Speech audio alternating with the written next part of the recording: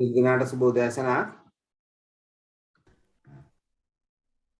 දවසේ අපි අලුත් පාඩමකට ප්‍රවිෂ්ඨ වෙනවා. මුදල් ප්‍රවාහ ප්‍රකාශන. මුදල් ප්‍රවාහ ප්‍රකාශන.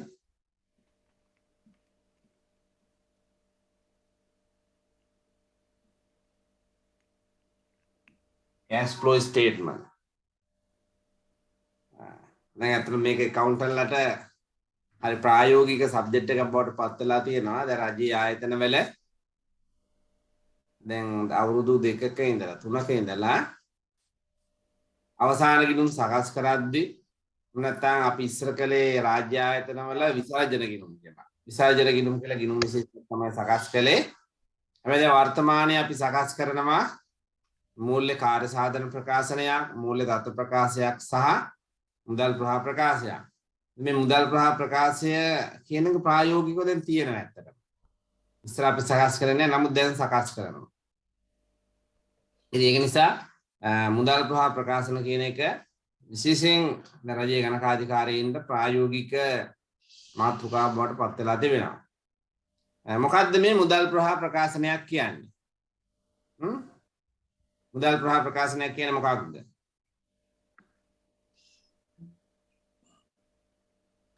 කිසියම් කාලච්ඡේදයක් සඳහා මේ ආයතනික මුදල් හා මුදල් හා සමාන දෑවල සිදු වෙනස්කම් මෙහෙයුම් ආයෝජන මූල්‍ය කියලා ක්‍රියාකාරකම් වලට බෙදලා පිළියෙල කරනු ලබන ආයතනයක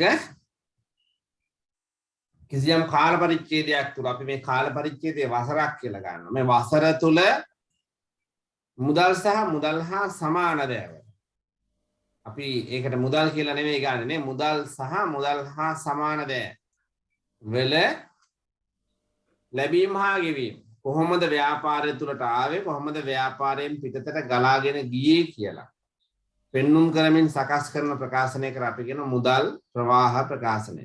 මේකේ මුදල් ප්‍රවාහයක් කියන්නේ එන එකක් හෝ යන එකක්. ලැබීම් ප්‍රවාහයක් වෙන්න පුළුවන්, ගෙවීම් ප්‍රවාහයක් වෙන්න පුළුවන්. එතකොට ව්‍යාපාරයක් තුල කාලච්ඡේ ව්‍යාපාරයක කිසියම් කාල පරිච්ඡේදයක් තුල මොන මොන ක්ෂේත්‍රවලින්ද මුදල් ආවේ මොන මොන ක්ෂේත්‍රවලින්ද මුදල් ගලාගෙන ගියේ කියලා නිරූපණය කරමින් අපි සකස් කරනවා. එතකොට මේ මුදල් ප්‍රවාහයන් අපි හඳුනා ගන්නවා ක්‍රියාකාරකම් තුනක් යටතේ. මෙහෙයුම් ආයෝජන සහ මූල්‍ය කියලා. මෙහෙයුම් ආයෝජන සහ මූල්‍ය සාමාන්‍යයෙන් අනිකුත් මූල්‍ය ප්‍රකාශනත් එකට අරගෙන මුදල් ප්‍රවාහ ප්‍රකාශයක් පරිශීලනය කරද්දී අපිට බලා ගන්න පුළුවන් ව්‍යාපාරේ කොයි අතරද ගමන් කරන්නේ කියලා. ව්‍යාපාරය කුමන ක්ෂේත්‍ර ඒ කියන්නේ මොන ආකාරයකින්ද ගමන් කරන්නේ. ව්‍යාපාරේ මුදල් ජනනය වෙන්නේ මොන ක්ෂේත්‍රවලින්ද? ඒක හිතකරද අහිතකරද කියලා හඳුනා ගැනීමේ හැකියාවක් තිබෙනවා. මුදල් ප්‍රවාහ ප්‍රකාශයක් පරිශීලනය කිරීම තුළින් මම ඔයාලට සටහනක් එවුවා. සටහන එවන්න පුළුවන් වුණේ ඊයේ. ඒක මම දාලා තියෙනවා විස්තරාත්මකව සඳහන් කරලා තියෙනවා. ඊට අමතරව මට පොතක් මේ ළඟදී හම්බුණා. මේක අපේ ගුරුවරයෙකුගේ පොතක්. ඔයාලට පේනවා ඇති. සමාගම් ගිණුම්කරණය කියලා සමාගම් සම්බන්ධ තා ගැඹුරෙන් ලියපු පොතක් ටී ධර්මරාජා මගේ ගුරුවරයෙක්. සාමාන්‍ය සමහර ඔය අවිනිශ්චිත කරුණු සම්බන්ධයෙන් මම අදටත් සරට කතා කරනවා. එතකොට ඒ වගේම දැන් මම ඔය AT පාඨමාලාවට සම්බන්ධ නිසා මම පේපර් ඩිස්කෂන් වගේම ගියාම AT ආයතනය සමහර කරුණු වල අවසාන නිරීක්ෂණය ගන්න සර්ගේ. ඒ කියන්නේ තරම් ගිණුම්කරණය සම්බන්ධව මෙතන බහුතරයේ ගුරුවරයෙක් වෙන්නේ නැති. ඒ වගේ හොඳ අවබෝධයක් තියෙන කෙනෙක්. එතුමා සාමාන්‍ය ගිණුම්කරණ ප්‍රමිත හා සමාගම් සම්බන්ධයෙන් නිරන්තරයෙන් පොත්පත් ලියනවා. එවැනි පොතක් ළඟ තියෙන එක මේ ක්ෂේත්‍රයේ ඉන්න කෙනෙකුට හරි වටිනවා. තමන්ට තියෙන අපැහැදිලි කරුණු පැහැදිලි කරවා ගන්න. හරි. එතකොට මේ මම ඔයාලට කියපු සටහනේ බොහොමයක් විස්තර තියෙනවා. අපි මුලින්ම කතා කළානේ මුදල් ප්‍රවාහ ප්‍රකාශයක්. මොකද මේකට අදාළ ප්‍රමිතය LKS LKS 7 නේ sir. LKS 7. දැක්කත් ඔයාලා දැක්කලා ඇති ගිණුම් කරන ප්‍රමිත තියෙනවා වර්ග දෙකක්. LAKS කියලා තියෙනවා. අනිත් එක තියෙනවා SL FRS කියලා. මොකද මේ වර්ග දෙකේ වෙනස මොකක්ද?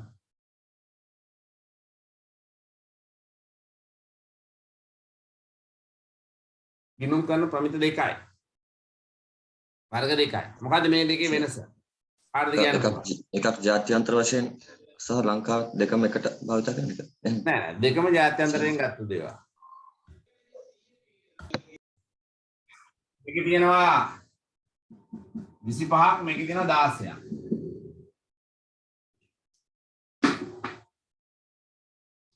LKS අන්තියන්නේ International Accounting Standard මත. එතකොට මේ වරන් තියෙන්නේ International Financial Report Standard මත. ඒක වර්ග දෙකක්. මේවා ජාත්‍යන්තර මූල්‍ය වාර්තා කරන ප්‍රමිත. මේවා ජාත්‍යන්තර ගිණුම් කරන ප්‍රමිත. කියලා වර්ග දෙකක් තියෙන මේ දෙක අනුසාරයෙන් සකස් කළ ඒවා තමයි මේ තියෙන්නේ. මේවා IAS ඒ කියන්නේ International Accounting Standard මත හදපු ඒවාට අපි කියනවා LAKS කියලා. IFRS මත සකස් කරපු ඒවාට කියනවා SLFRS කියලා. ඒතර මේවා අනුගමනය කළාම ජාත්‍යන්තර ගිණුම් කරන ප්‍රමිත වලට අනුකූලව කටයුතු කළා හා පිළිගන්නවා. කටයුතු කළාසේ පිළිගන්නවා. ජාත්‍යන්තර ගිණුම් කරන ප්‍රමිත වලට අනුකූලව කටයුතු කළාසේ පිළිගන්නවා. එතකොට දැන් සාමාන්‍යයෙන් ලංකාවේ ගිණුම් කරන ප්‍රමිත අනුගමනය කරන අය, අධ්‍යයනය කරන අය අපි වෙනත් රටකට ගිහිල්ලා ඒ රටට අනුකූලව දැන් අපි වරලත් ගණකාධිකාරීන් කියලා. එහෙම නැත්නම් වරලත් ගණකාධිකාරී නොවන කෙනෙක් වුණත් විදේශීය රටකට ගිහිල්ලා මේ ක්ෂේත්‍රයේ වෘත්තියක යෙදෙනවා නම් මේ ප්‍රමිත ගැන අවබෝධයක් තියෙනවා නම් ඒවා ජාත්‍යන්තරව ඉගෙනගත්තු ප්‍රමිතසේ පිළිගන්නවා. ජාත්‍යන්තරව ඉගෙනගත්තු ප්‍රමිතසේ පිළිගන්නවා. එතකොට ගිණුම් කරන මුදල් ප්‍රකාශ වලට අදාළ ප්‍රමිතය LKS 7. දැන් ඔයාලට ප්‍රමිත තියෙනවානේ. ඒතර ප්‍රමිත වල දැන් ඔන්න මේ LKS මේ 7 සම්බන්ධයෙන් අපි අද කතා කරනවා. ඒතර ඒකේ ප්‍රමිතයට අදාළ බොහෝ දේවල් මේකෙන් අපි ආවරණය වෙනවා. හරි. එතකොට අපි කිව්වා මුදල් ප්‍රකාශනයක මුදල් ප්‍රවාහයන් ආකාර 3කට වර්ග කරනවා. මොකද වර්ග 3? මෙහෙයුම්, ආයෝජන, මූල්‍ය කියලා. මොනවාද මෙහෙයුම් ක්‍රියාකාරකම් කියන්නේ?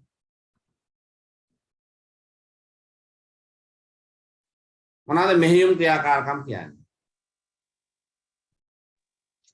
ප්‍රධාන මෙහෙයුම් ක්‍රියාවලිය. ආයතනයේ ප්‍රධාන මෙහෙයුම් කාර්ය. සම්බන්ධ ක්‍රියාකාරකම් තුලින් ජනනය වෙන මුදල් ප්‍රවාහයන්ට අපි කියනවා මෙහෙයුම් ක්‍රියාකාරකම්. ඒ වගේම දැන් අපි තවත් වර්ග දෙකක් තියෙනවානේ මෙහෙයුම්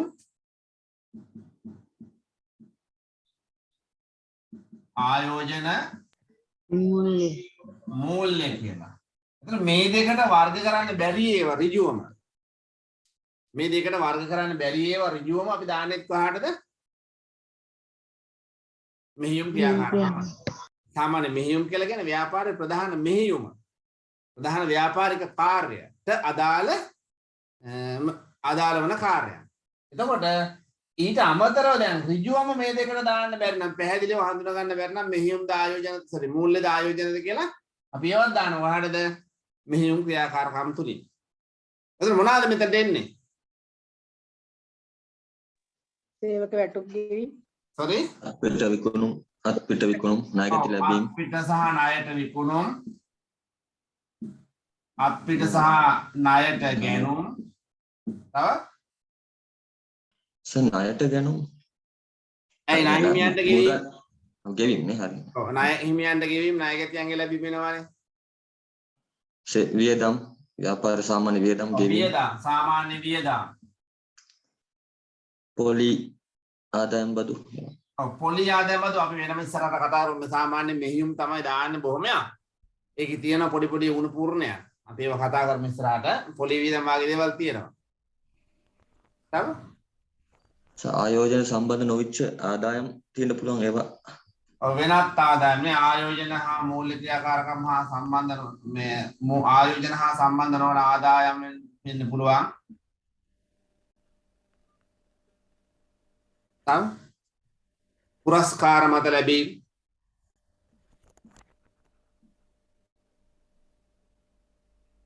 ඔයගේ ගණනාවක් තියෙනවා. හඳුනා ගන්න ලේසි. ප්‍රධාන මෙහෙයුම් කාර්යය. ප්‍රධාන මෙහෙයුම් කාර්යයන්ට අදාළ කටයුතු.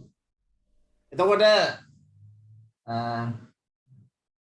අපිට මේ මෙහෙයුම් ක්‍රියාකාරකම් ගණනය කරන ආකාරය මත තමයි මුදල් ප්‍රවාහයන් කොටස් දෙකකට බෙදෙන්නේ. මුදල් ප්‍රවාහයන් ඔයාලා දන්නවා වාර්තා දැන් මෙතන ඉන්නේ ගිණුම් කරන ඉගෙන ගත්ත අය නිසා මුදල් ප්‍රවාහයන් සකස් කරන්න පුළුවන් ක්‍රම දෙකක් තියෙනවා. මොනවාද? වක්‍ර. බොහෝ ප්‍රශ්න පත්‍රවල තියෙන්නේ එක් විභාගවල වක්‍ර ක්‍රමය. බොහොමයක් තියෙන වක්‍ර ක්‍රමය. ඍජු ක්‍රමයට අභ්‍යාස හොයාගන්නත් අමාරු තරම්. එතකොට ඍජු සහ වක්‍ර ක්‍රමයට බෙදෙනවා. මේ දෙක වෙනස් වෙන්නේ මේවයි. ආයෝජන හා මූල්‍ය ක්‍රියාකාරකම් යටතේ ජනනය වන මුදල් ප්‍රවාහය ගණනය කිරීම මේ ක්‍රම දෙකටම සමානයි. එතකොට ඍජු හා වක්‍ර කියලා බෙදෙන්නේ මෙහෙයුම් යටතේ ජනනය වන මුදල් ප්‍රවාහය ගණනය කරන ආකාරය මත. මම ඍජු වක්‍ර ඉස්සරහට කතා කරන්නේ. එතකොට මෙහෙයුම් වලින් ජනනය වන මුදල් ප්‍රවාහය ගණනය කිරීම මේ කියන්නේ සංකීර්ණයි කියන එක. සංකීර්ණයි කියන එක. හොඳ අවබෝධයක් තියෙන්න ඕනේ. මුදල් ප්‍රවාහ ප්‍රකාශයක් ඍජු ක්‍රමයට හැදුවා. ඍජු ක්‍රමයට හදනකොට දැන් අපි ඉගෙන ගත්ත අනිකුත් ගිණුම් අතර තිබෙන සබඳියාවන් හොඳට මතක තියෙනවා. ණය ගැතියන්, ණය හිමියන්, වියදම්, ෂෙයා ඒ වගේ දේවල් සම්බන්ධයෙන් හොඳ අවබෝධයක් තිබෙන්න ඕනේ. එතන මෙහෙයුම් ක්‍රියාකාරකම්. ඊගාවට ආයෝජන ක්‍රියාකාරකම්. මොනවද ආයෝජන කියන්නේ? දීර්ඝකාලීන වත්කම් සහ වෙනත් ආයෝජනයන් අත්පත් කර ගැනීම සහ ඒ සඳහා ගෙවීම්. ඔව්. දීර්ඝකාලීන වත්කම් අපි එක උදාහරණයක් ගන්න දීර්ඝකාලීන වත්කම් කියන එක. ජංගම නොවන වත්කම්.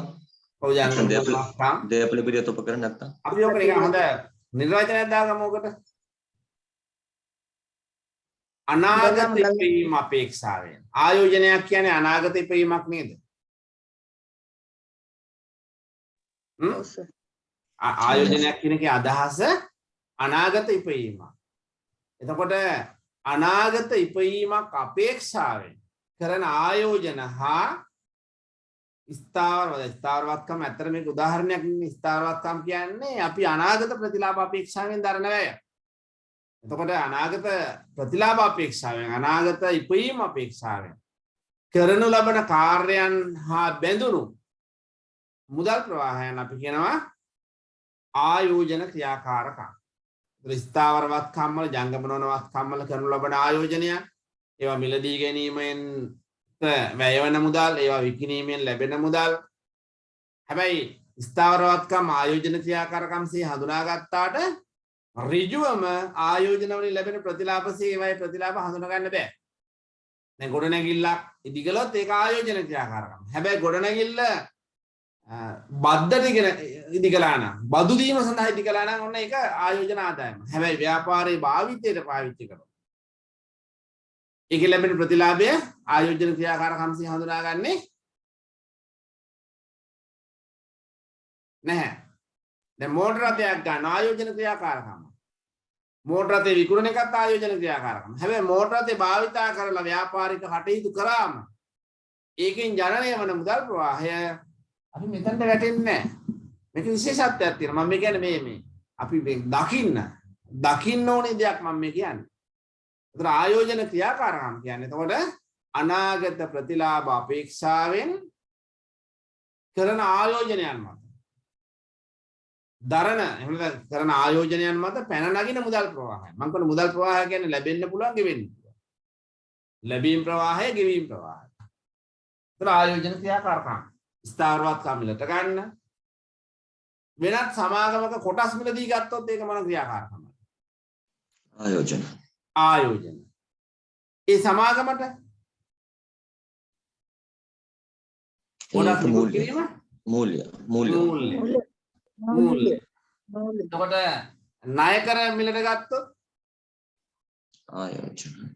මූල්‍ය. මිල. sorry ණය කර නිකුත් කළොත් මූල්‍ය. ණය කර මිලට ගත්තොත් අපි ණය කර ආයෝජනය කළොත් ආයෝජන ක්‍රියාකාර. එතකොට ඒ වගේ වෙනවා. කොටස් ණය කර මිල ආයෝජනය කළොත් එතකොට ස්ථාවරවත්කම් වලට ගත්තොත් ඒ වගේ දේවල් එන්නේ ආයෝජන ක්‍රියාකාරකම් යටතේ. හරි? මම ඔක ඔයාලට දීපු නෝට් එකේ ගොඩක් පැහැදිලිව දීලා තියෙනවා. ඒ අමතරව දුන්නේ පොඩක් කියව ගන්න. ඊට පස්සේ මූල්‍ය ක්‍රියාකාරකම්.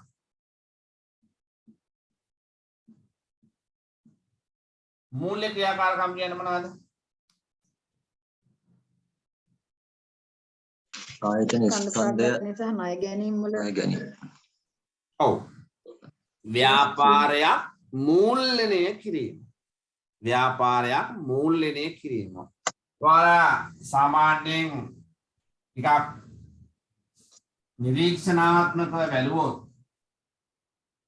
නිරීක්ෂණාත්මකව බැලුවොත් මූල්‍ය තත්ත්ව ප්‍රකාශය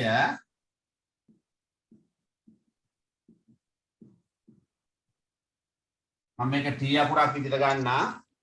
මේ පැත්තේ මොනවද තියෙන්නේ? ස්කන්ධය තියෙනවා. ඊට පස්සේ ජංගම වගකීම්. ඊට පස්සේ ජංගම වගකීම්. ජංගම වගකීම්. මේ පැත්තේ ජංගම නොවනවත්කමුයි ජංගම නොවනවත්කම්.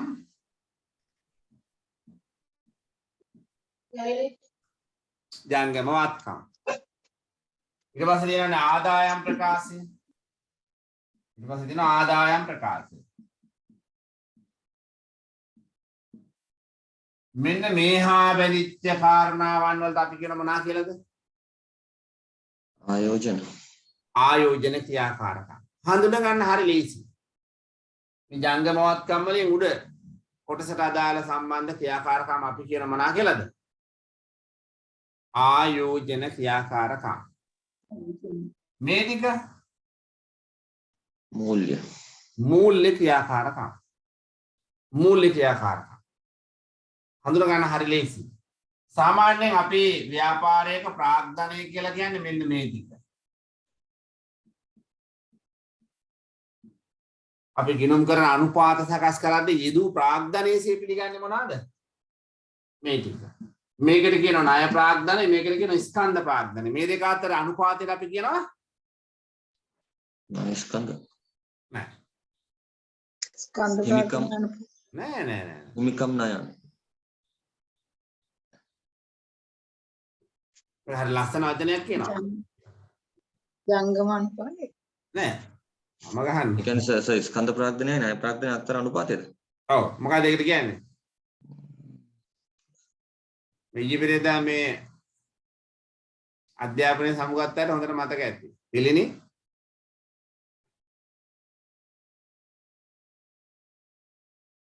ඔකට කියනවා තෝලන අනුපාතය.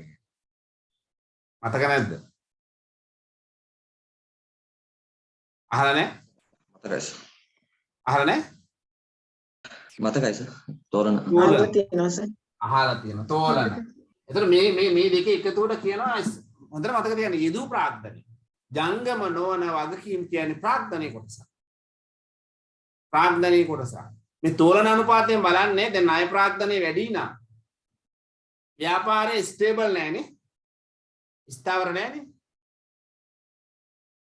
ස්කන්ධ ප්‍රාග්ධනයේ වැඩි නම් ආයතනයේ හොඳ නැංගුරමක් වගේ. ස්ටේබල් ස්ථාවරයි. ඒක බලන තෝලන අනුපාතය. එතකොට මේක යොදා ගන්න යෙදූ ප්‍රාග්ධනය. මේ ප්‍රාග්ධනය හා බැඳිච්ච ක්‍රියාකාරකම් තමයි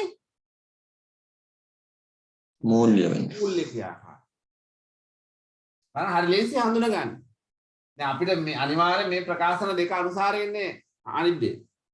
දැන් අපි මූල්‍ය ප්‍රකාශන කියලා ගත්තාම අපි සකස් කරන්නේ ආදායම් ප්‍රකාශනයයි ප්‍රධාන වශයෙන් මූල්‍ය තත්ත්ව ප්‍රකාශනය. ආදායම් ප්‍රකාශනය මූල්‍ය තත්ත්ව ප්‍රකාශනය. ශේෂ විනික්ෂම සකස් කළා මේ ශේෂ විනික්ෂමේ සියලු අයිතමයන් මේ දෙකට එනවා. ද නැද්ද? මේ දෙකට එනවා. හිමිකම් ප්‍රකාශනයට ගත්තාට ඒකේ එකතුව මේකට එනවා. දේපල පිරියත හා උපකරණ සටහනට ගත්තාට ඒකේ එකතුව මෙතනට එනවා. ශේෂ පරීක්ෂණය කියන්නේ ආයතනයේ ගිණුම් වර්ග පහේ සමස්තය මෙතන තියෙනවා. මේවා යම් යම් කොටස් තමයි ස්කන්ධය වෙනස් වීමේ ප්‍රකාශනයෙන්, සටහන් වලින්, ප්‍රතිපත්ති වලින්, මුදල් ප්‍රවාහ ප්‍රකාශ වලින් නිරූපණය කරන මේවායේ තිබෙන එක් changes වෙනස් වීම චලනය කොහොමද කියලා පෙන්නන්නේ. එතකොට ශේෂ පරීක්ෂම තියෙන ගිණුම් වර්ග පහම තියෙන මේකේ. මේකේ තියෙන ගිණුම් වර්ග තුනක්. දෙකක්. මොකද්ද මේකේ දෙක? ආදායම් සහ වියදම්. ආදායම් සහ වියදම්. මේකේ තියෙන කොටස් තුනක්. මේ පැත්ත වත්කම්, මේ පැත්තේ හිමිකම්, මේ දෙක වගකීම්. එතන මුදල් ප්‍රවාහ ප්‍රකාශයක් කරන්නේ මේ දෙකේ තියෙන තොරතුරු අනුසාරයෙන් කොහොමද මුදල් ආවේ කොහොමද මුදල් ගියේ කියලා පෙන්වුම් කිරීම. එතකොට මෙහෙයුම් ක්‍රියාකාරකම් වලට එනවා ජංගම වගකීම්, ජංගම වත්කම් සහ ආදායම් ප්‍රකාශනයේ තිබෙන අයිතමයක්. ආදායම් ප්‍රකාශනයේ තියෙනවා මෙහෙයුම් නොවන අයිතමයන්. සමහර ඒවා තියෙනවා මෙහෙයුම් නොවන අයිතමයන්. ඒවා එකකින් ඉවත් කරනවා. අපි ඉස්සරහට කතා කරනවා මේ වගේ ඒවා. මොනවද කියන්නකෝ ඒ වගේ ඒවා? මේකේ ඇතුළත් වෙන මෙහෙයුම් නොවන ක්‍රියාකාරකම්. ෂෙයවීම්. හරි? ෂෙයවීම්. ෂය කියන්නේ මොනවාක් ආයක් නෙවෙයිනේ. බොල් ණය. බොල් ණය. ඒ කියන්නේ මුදලින් නොවන වියදම්. අඩමාන ගත කළත් මුදලින් ගෙවලා නැත්නම් අපි කියනවා ඒ වගේ ඒවා මේකට එන්නේ නැහැ. තව අඩමානේ. ඔව් දැන් මම කියවනේ ඔක්කොම එකට ගමුනේ. මුදලින් නොවන වියදම්. තව මොනවද තියෙන්නේ? මේකට ඇතුළත් වෙන දැන් විශේෂයෙන් මේකට අවශ්‍ය නැති ඒවා. ප්‍රධාන වශයෙන් ඒවා තියෙනවා. දේපල පිරියත හා උපකරණ විකිණීමේ ලාභ හා අලාභ. පාඩු. දේපල පිරියත හා උපකරණ ලාභ සහ අලාභ. මේකේ තියෙන අපි ඒවා අයින් කරනවා. ලාභාංශ තියෙනවා. ලාභාංශ මොනවද කියන්නේ? ආයෝජන ආදායම නිසා. ආයෝජන ආදායම. ලාභාංශ. ලාභාංශ වගේ දේවල් තියෙනවා. පැහැදිලිද? ඊට අමතරව තියෙනවා ඔය තෝග හානි මුදලින් යන්නේ නැහනේ. කීර්ති නාමයේ කපා හැරීම එහෙම නැත්නම් ඔය අපි කියන අස්පෘශ්‍ය වත්කම් කපා හැරීම ඒ වගේ ඒවා තියෙනවා. උපලබ්ධි නෝලාභ තියෙන්න පුළුවන් ඒ වගේ දේවල් මේ තුලින් අයින් කරනවා. විශේෂයෙන්ම මේකට අයිති නැති ඒවා තමයි මුදලින් කියන යන මූල්‍ය ක්‍රියාකාරකම් වල කොහොමත් නැහැනේ. මුදල් ප්‍රවාහයකට අන්තර්ගත වෙන්නේ නැහැ මුදලින් සිදු නොවුනා නම්. මුදල් ප්‍රවාහයක් කියන්නේ ඒකනේ. ඊට අමතරව මුදලින් උනාට මේකට අයිති නැති ඒවා තියෙනවා. දේපල පිරියත හා උපකරණ සම්බන්ධ ගනුදෙනු, ලාභාංශ, ලැබීම් වාගේ දේවල් අපි ගන්න මේක. හරි? දැන් එතකොට මේ ක්‍රියාකාරකම් තුන මේ අනුසාරයෙන් හඳුනා ගැනීමේ හැකියාවක් තියෙනවද මොනවද තියෙන ගැටලු?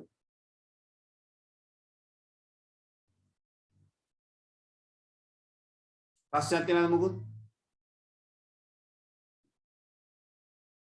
ඉබේද?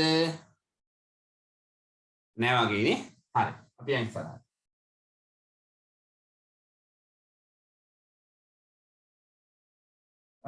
සාමාන්‍යයෙන් ඔයාලා දැනුවත් අයනේ. මුදල් ප්‍රවාහයක වාසියෙන් මම දාලා තියෙන එක පොඩ්ඩක් කියව ගන්න. ඒවා සාමාන්‍ය දේවල් තියෙවා අහන මට්ටමක් වේද කියලා කියන්න බෑ ඔයාලට. මම ඔයාලගේ සටහනේ දාලා තියෙන මුදල් ප්‍රවාහ ප්‍රකාශනයක ප්‍රයෝජන සාමාන්‍යයෙන් ඒක කියව ගන්න. මුදල් ප්‍රවාහ ප්‍රකාශනයක තියෙන වචන සම්බන්ධයෙන් නිර්වචන ටිකක් මම දාලා තියෙනවා. මොනවාද මුදල් කියලා කියන්නේ? මුදල් කියන්නේ මොනවාද? කෙටිකාලීන අවශ්‍යතා අරමුණු කෙටිකාලීන අරමුණු සම්පූර්ණ කර ගැනීම සඳහා අවශ්‍ය දේවල් සර්. සාමාන්‍ය මුදල් කියලා කිව්වාම ආයේෂා අපි ඍජුවම ගන්න මුදල් හා සමාන නෙවෙයි මම අහන්නේ මුදල්. අත්‍යත්ති මුදල් අත්‍යත්ති මුදල් ඉල්ලුම් තැන්පතු ඉල්ලුම් තැන්පතු සහ ඉතුරුම් ගිණුම් වල මුදල් තියෙනවා නම් ඒව ගන්න පුළුවන්. සාමාන්‍ය ව්‍යාපාරයක් ගත්තම ඉතුරුම් ගිණුම් වල නැහැ. අත්‍යත්ති මුදල් සහ බැංකු ගිණුම් වල. අපි බැංකු ගිණුම් කියන්නේ ඉතුරුම් තැන්පතු. සහ ඉල්ලුම් තැන්පතු. ඉල්ලුම් තැන්පතු කියන්නේ ජංගම ගිණුම්. බැංකු ශේෂය කියලා කියන්නේ ශ්‍රේණික මුදල් කර ගන්න පුළුවන් දේවල්. අපි කරන මුදල්. එතන මුදල් හා සමානද? මුදල් සහ මුදල් හා සමානද? කැෂ් ඉක්වලන්ට් කියලා කියනවා. ද්‍රවශීලතාවය ඉහළින් යුක්ත ඔව් ඉහළ ද්‍රවශීලතාවයකින් යුක්ත මූල්‍ය උපකරණ මූල්‍ය උපකරණ. ඒ කියන්නේ අවදානමකින් තොර මූල්‍ය අලාභයකින් තොර මුදල් බවට පරිවර්තනය කළ හැකි. පැහැදිලිද? සාමාන්‍යයෙන් මේ මුදල් හා සමාන දෙයක් ගැන කතා කරද්දී කියනවා මාස 3ක් ඇතුළත මුදල් කරගන්න පුළුවන් නම් ඒ මුදල් හා සමාන දෙයක්සේ පිළිගන්නවා. මම ඔයාලා සටහනේ දාලා ඇති ඒ ගිණුම් කරන ප්‍රමිතවල තියෙනවා මාස 3කට අඩු කාලයක් තුල මුදල් බවට පරිවර්තනය කරගන්න පුළුවන් නම් එතකොට කෙටි කාලීන ආයෝජනය දැන් අපි හිතමු වර්ණීය කොටස් විකුත් කරලා තියෙන වර්ණීය කොටස් අද දැන් 2022 2.26 නේ. දැන් අපිට තියෙනවා නම් 2022 4.1 කල් පිරෙනවා කියලා මේ මොනවාද නිදහස් කළ යුතු වර්ණීය කොටස් කියලා අපි අරන් තියෙනවා. 2022 4.1 නිදහස් කරන්න ඕනේ වර්ණීය කොටස් අපි අරන් තියෙනවා. වර්ණීය කොටස් අපි මිලදී ගද්දී කන්ඩිෂන් එකක් තමයි 22 4.1 නිදහස් කරනවා කියලා. ඒතර මේ මුදල් ලැබෙනවද අපිට නැද්ද? ලැබෙනවා. ලැබෙනවා. ඒතර මේක මොනවද? කෙටි කාලීන ආයෝජනය. භාණ්ඩාගාර බිල් පත් වගේ දේවල්. එතකොට වෙනත් කෙටි කාලීන ආයෝජන තියෙනවා නම් කෙටි කාලයක් තුල මාස 3කට වඩා අඩු කාලයක් තුල මුදල් බවට පත්වන මුදල් කර ගන්න පුළුවන් කල්පිරෙන ආයෝජන තියෙනවා නම් අපි ඒව ගන්න මොනවටද? මුදල් සහ මුදල් හා සමාන දේ. දැන් ඉස්සෙල්ලා මුදල් කිව්වෙත් කෙලින්ම මුදල්. just now ගන්න පුළුවන්. පැහැදිලිද? මුදල් හා සමාන දෙයක් වම මෙතනින් පොඩ්ඩක් එහාට යනවා. ඊට ඉහළ ද්‍රවශීලතාවයක් තියෙනවා. කෙටි කාලයක් ඇතුළත මුදල් බවට පරිවර්තනය කරන්න ඕන. මුදල් හා සමාන දෙයක්. අපහැදිලි කෙනෙක් ඉන්නවද කවුරු හරි? ඉන්නවද? මම මුදල් ප්‍රවාහයන් ගැන කිව්වා. මුදල් ප්‍රවාහය කියන්නේ මුදල් ගලායම් සහ ගලායාම්. මුදල් ගලායම් සහ ගලායාම් මම නිර්වචන වල දාලා තියෙනවා මෙහෙයුම් ක්‍රියාකාරකම් ආයෝජන ක්‍රියාකාරකම් මූලික ක්‍රියාකාරකම් සම්බන්ධයෙන් කෙටියෙන් දාලා තියෙනවා. ඊට අමතරව දීර්ඝ වශයෙන් දාලා තියෙනවා. ඊට පස්සේ මුදල් හා සමාන දෑ පිළිබඳ විස්තරාත්මකව මම දාලා තියෙනවා. මේකේ මම මේ කීප ගොඩක් දේවල් ඇතුළත් කරලා තියෙනවා.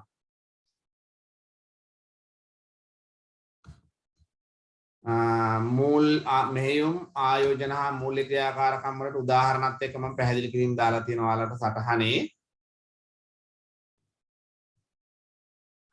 ඍජු ක්‍රමයේ වක්‍ර ක්‍රමයේ ගැන කියලා දීලා තියෙනවා. මම ඒක පැහැදිලි කළා ඔයාලට. ඊට අමතරව තියෙනවා විශේෂිත මුදල් ප්‍රවාහ වාර්තා කිරීම. විශේෂිත මුදල් ප්‍රවාහ සම්බන්ධයෙන් තමයි එන්නේ අර පොලි හා ලාභාංශ හිම. එතකොට පොලි හා ලාභාංශ කියලා ගත්තාම මොන ක්‍රියාකාරකමක්ද?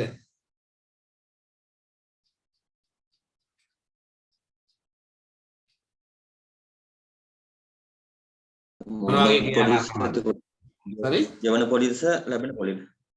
ලැබෙන පොලි නම් අපි ආයෝජන ක්‍රියාකාරකමක් කියලා ගන්නවානේ. ගෙවන එක නම් මෙහෙයුම් වෙන්න ඕනේ. ගෙවන පොලි ගන්න මෙහෙයුම් ක්‍රියාකාරකමක් යටතට. ඒක ආයෝජන වෙන්න බැරිද? මූල්‍ය වෙන්න බැරිද?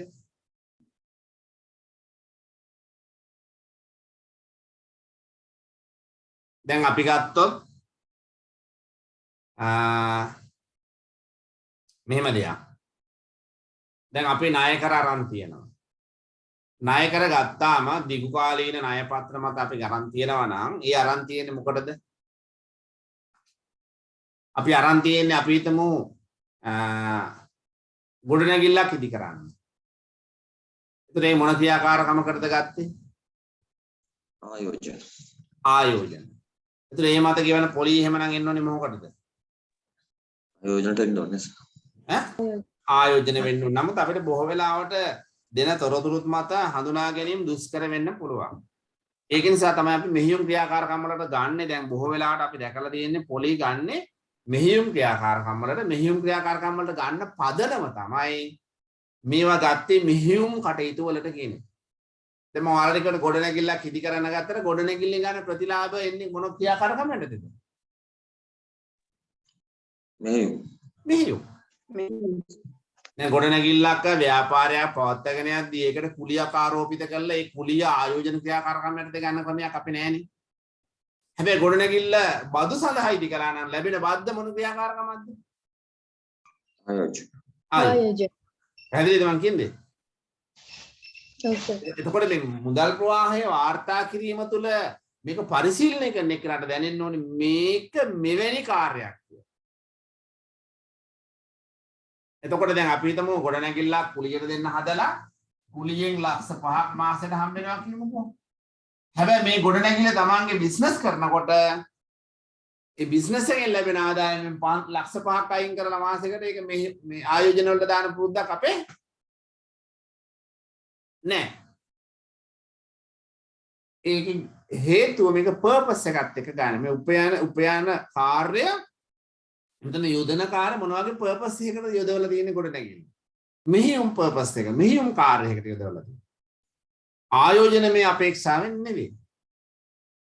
ඒ අනුව තමයි මේක වර්ග කරන්නේ. ඒතකොට ඒ වගේ දැන් ණය කර අරගෙන ණය කර නිකුත් කරලා මුදල් අරගෙන ඒ මුදල් වලින් ගොඩනැගිල්ලක් ඉදි කළොත් ඒක ආයෝජන ක්‍රියාකාරකම්. හැබැයි ඒ මත ගෙවන පොලිය දැන් ගොඩනැගිල්ල භාවිතා කරන්නේ මෙහියුම් ක්‍රියාකාරකම් කරනවා. ඒ මත ගෙවන පොලිය මෙහෙයුම් වලට දානවා. මෙහෙයුම් වලට දානවා. ඒක හන්ද අපිට පැහැදිලිව හඳුනා ගන්න බැරි නම් අපි ඒක මෙහෙයුම් ක්‍රියාකාරකම් වලට දානවා. හැබැයි ව්‍යාපාර ආයතනයකට හැකියාවක් තියෙනවා ඒ නිශ්චිතවම හඳුනාගෙන. මේක හොඳට ඉගෙන ගන්න.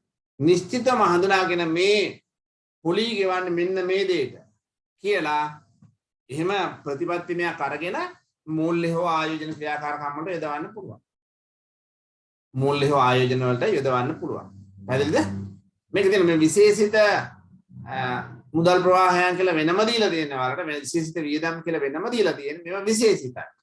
හැබැයි ඒ වගේම මෙහියුම් ක්‍රියාකාරකම් වල පෙන්නවා ඒවා විශේෂයෙන් පෙන්වන්නේ නැද්ද පොලි? පෙන්වනවානේ. මූල්‍ය වියදම් විශේෂයෙන් පෙන්වමු කරනවා. මූල්‍ය වියදම් විශේෂයෙන් පෙන්වමු කරනවා. පැහැදිලි නේද? ගැටලුවක් තියෙනවද කාට හරි? ඊට පස්සේ පොලි හා ලාභාංශ. ලැබෙන පොලි හා ලාභාංශ මොන ක්‍රියාකාරකමක්ද? ආයෝජන. sorry? ආයෝජන. ආයෝජන ක්‍රියාකාරකම. පැහැදිලිද? එතකොට ලැබෙන පොලි හා ලාභාංශ ආයෝජන ක්‍රියාකාරකම. හැබැයි ගෙවන පොලි අපි දැන් කිව්වා බොහෝ වෙලාවට මූල්‍ය ක්‍රියාකාරකම් වලට ගන්නවා කියලා. එතකොට ලාභාංශ මූල්‍ය. ලාභාංශ ගන්න මොකටද? ගෙවන එකද සර්? ගෙවන එක මූල්‍ය. ගෙවන එක මූල්‍ය ලැබෙන එක ආයෝජන. ආයෝජන. ගෙවන ලාභාංශ මූල්‍යයි. ගෙවන ලාභාංශ මූල්‍ය කියලා කියන්නේ ස්කන්ධයත් එක්ක සම්බන්ධ. ලාභාංශ කෙලින්ම ගෙවන්නේ මොනවටද? කොටස් ප්‍රාග්ධනය මතනේ. ණය කර හෝ සාමාන්‍ය කොටස් හෝ ණය වර්ගීය කොටස් කියන කොටස් ප්‍රාග්ධනය මත තමයි ගෙවන්නේ. එතකොට ලාභාංශ ගෙවීම අපි ගන්නවා මූල්‍ය ක්‍රියාකාරකමක්. හැබැයි ලාභාංශ ලැබීම ගන්න මොකටද? ආයෝජන ආයෝජන ක්‍රියාකාරකමක් යටතට. මේ සාමාන්‍යයෙන් ගැටලු උත්පන්න වන තැන්. ඊට අමතරව විදේශ විනිමය මුදල් ප්‍රවාහයන්. මොනවද මේ විදේශ විනිමය මුදල් ප්‍රවාහයන් කියන්නේ?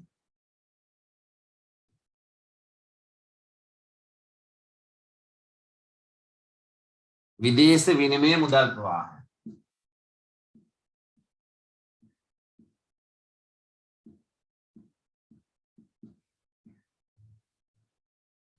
මොනවාද?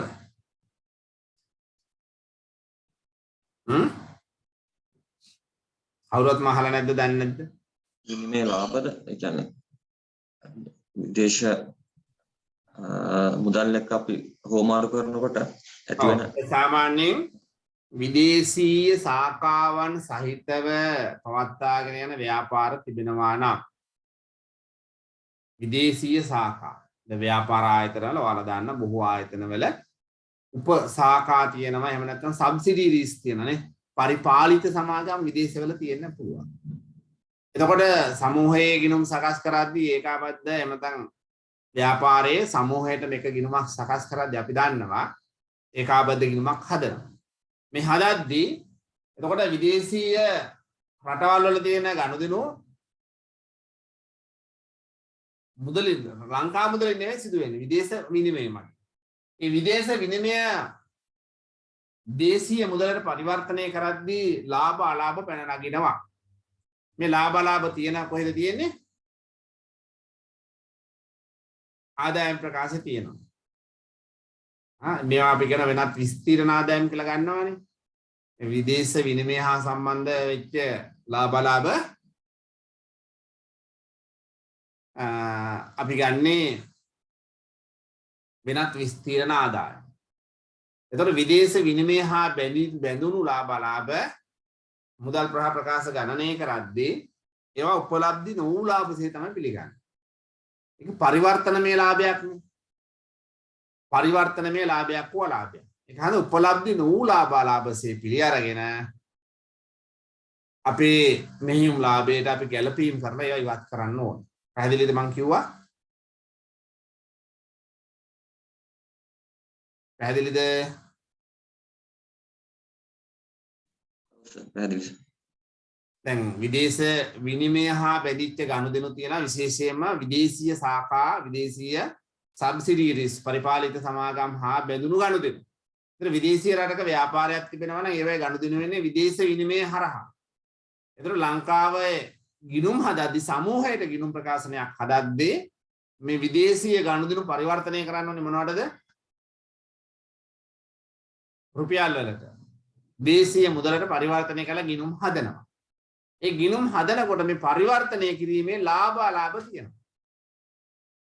පරිවර්තනය කිරීමේ ලාභ අලාභ තියෙනවා. දැන් අපි ගත්තොත් ඉන්දියාවේ කියනකො ඉන්දියාවේ තිබෙන ව්‍යාපාරයක ගනුදෙනු වෙන්නේ ඉන්දියන් රුපියල් වල. ඒතර ඒවා දේශීය රුපියලට පරිවර්තනය කරනවා. මේ පරිවර්තනය කරද්දී සිදුවන ලාභ අලාභ තියෙනවා. ලාභ අලාභ තියෙනවා. දැන් මගේ යාළුවෙක් කිව්වේ ඉන්නවා බෙලරුස් වල.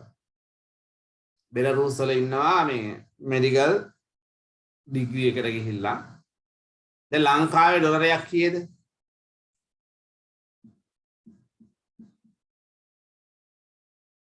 කීයද?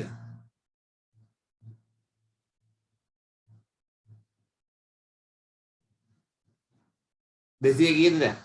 බැංකුවල 210 බැංකුවල. පිටින් ගන්න ඕන 240. අපිට 210යි. බෙලරුස් වල තියෙන මුදල් වගේ මට මතක නැහැ. කොහොම හරි රුපියල් 80යි යන්නේ බෙලරුස් වල මුදල් එකට. මේක නම් මතක නැහැ. එතකොට ඒ වගේ ඒවා දෙකමාරයි යන්නේ ඩොලරයට. එතකොට කීයද?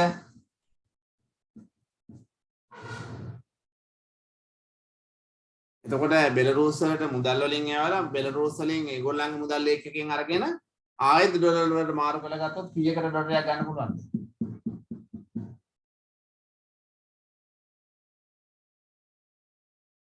තේරෙනවද මම මේ කියපු කතාව? තේරෙනවද? බෙලරුස් වල මුදල් ඒකකයකට ලංකාවේ මුදලින් යන රුපියල් 80යි. ඒතර බෙලරුස් වල මුදල් ඒකක දෙකමාරක් වෙනවා ඩොලරයක්. එතකොට අපි බෙලරුස් වලට දාලා බෙලරුස් වලින් ඒගොල්ලන්ගේ මුදල් වලින් අරගෙන ඒවා ඩොලර් වලට පරිවර්තනය කරද්දී ඩොලර් එකට යන්නේ ලංකාවේ මුදලින් කීයද? 200යි. හැබැයි ලංකාවෙන් ගියොත් 210ක් යනවා. එතකොට මෙන්න මේ විනිමය මාරු කරද්දී ලාභ වාසි අවාසි තියෙනවා. දැන් ඔය ඔයාලා දන්නවා සමහර ව්‍යාපාර තියෙන ඩොලර් මාරු කරන එකමයි කරන්නේ. විනිමය මාරු කරන එකමයි කරන්නේ. ඒ තුර ලාභ ලබන. ලොකු ලාභයක් ලබන දැන්. ඒක නිසා මේ විදේශ විනිමය මත පැන නගින මුදල් ප්‍රවාහයන් අපි ගන්නවා උපලබ්ධ නො මුදල් ප්‍රවාහයක්සේ සලකලා උපලබ්ධ නො මුදල් ප්‍රවාහයක්සේ සලකලා මොකද කරන්නේ?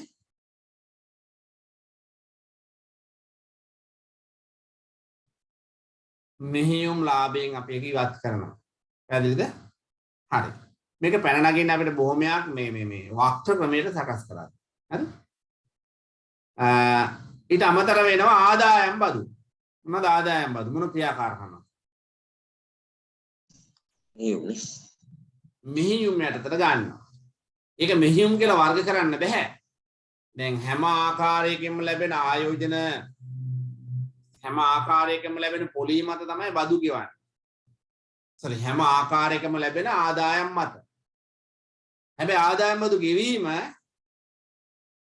පැහැදිලිව හඳුනා ගන්න පුළුවන් නම් මේක ගෙවන්නේ මේ ආයෝජන ප්‍රතිලාභයක් මත කියලා ඒක ආයෝජන ක්‍රියාකාරකමක් වෙනවා. පැහැදිලිවම හඳුනා ගන්න පුළුවන් නම් මූලික ක්‍රියාකාරකමක් මත ඒක මූලික ක්‍රියාකාරකම් වලට දාන්න පුළුවන්. එහෙම නැත්නම් අපිට එහෙම හඳුනා ගන්න තොරතුරු දීලා නැතිනම් අපි ගන්න ආදායම් බදු ගෙවීම මොන ක්‍රියාකාරකමක්ද? මෙහෙයුම් ක්‍රියාකාරකමක්ද? පැහැදිලිද? මෙහෙයුම් ක්‍රියාකාරකමක්ද අපි හඳුනා ගන්න. මෙන්න මේ ටික තමයි සාමාන්‍යයෙන් ප්‍රධාන වශයෙන් අපි මූලික වශයෙන් මුදල් ප්‍රවාහ ප්‍රකාශය ගැන කතා කරන්න ඕනේ. මේ ප්‍රමිතියේ තියෙන ප්‍රධාන වශයෙන් මෙන්න මේ ටික මීට වඩා පොඩි පොඩි කරුණු තියෙන්න පුළුවන්. එතකොට මේ ටික අපි කතා කළාම LA කේස් 7ට අනුකූලව අපි ඉගෙන ගත්ත වෙනවා මුදල් ප්‍රවාහ ප්‍රකාශයක් සකස් කළාට පස්සේ. ඊට පස්සේ මට කියන්න ඍජු හා වක්‍ර ක්‍රමය අතර වෙනස මොකක්ද කියලා. ඍජු හා වක්‍ර ක්‍රමය අතර වෙනස. වක්‍ර ක්‍රමයෙන් මුදල් කියන්නේ මෙහෙම කටයුතු මුදල් ප්‍රවාහය හොයන්නේ ලාභය පදනම් කරගෙන. ඍජු ක්‍රමයේ ඉතින් කෙලින්ම මුදල් ලැබීම සහ ගෙවීම ආදායම් අයිතමෙන් අයිතමයට මුදල් ලද ආකාරය සහ මුදල් ගෙවූ ආකාරය එකෙල්ලේ හඳුනාගෙන ඍජුවම හඳුනාගෙන අපි සකස් කළොත් අපි කියන ඍජු ක්‍රමය කියලා. මොන ආයිතමයන්ගෙන්ද මුදල් ලැබුණේ මොන ආයිතමයන්ගෙන්ද මුදල් ගෙවුවේ කියලා අපි ඍජුවම එකෙල්ලේ හඳුනාගත්තොත් උදාහරණයක් අත්පිරිවෙකුරු වලින් කොච්චර ආවද? ණයගැතියන්ගෙන් කොච්චර ආවද? වියදම් වලට කොච්චර ගියාද? ණය හිමියන්ට කොච්චර ගෙවුවද? ගෙනුම් වලට කොච්චර ගෙවුවද වගේ එක් එක් අයිතමෙන් අයිතමයට වෙන වෙනම හඳුනාගත්තොත් අපි කියනවා ඍජු ක්‍රමය කියලා. එතකොට ව්‍යාපාරයක සුද්ධ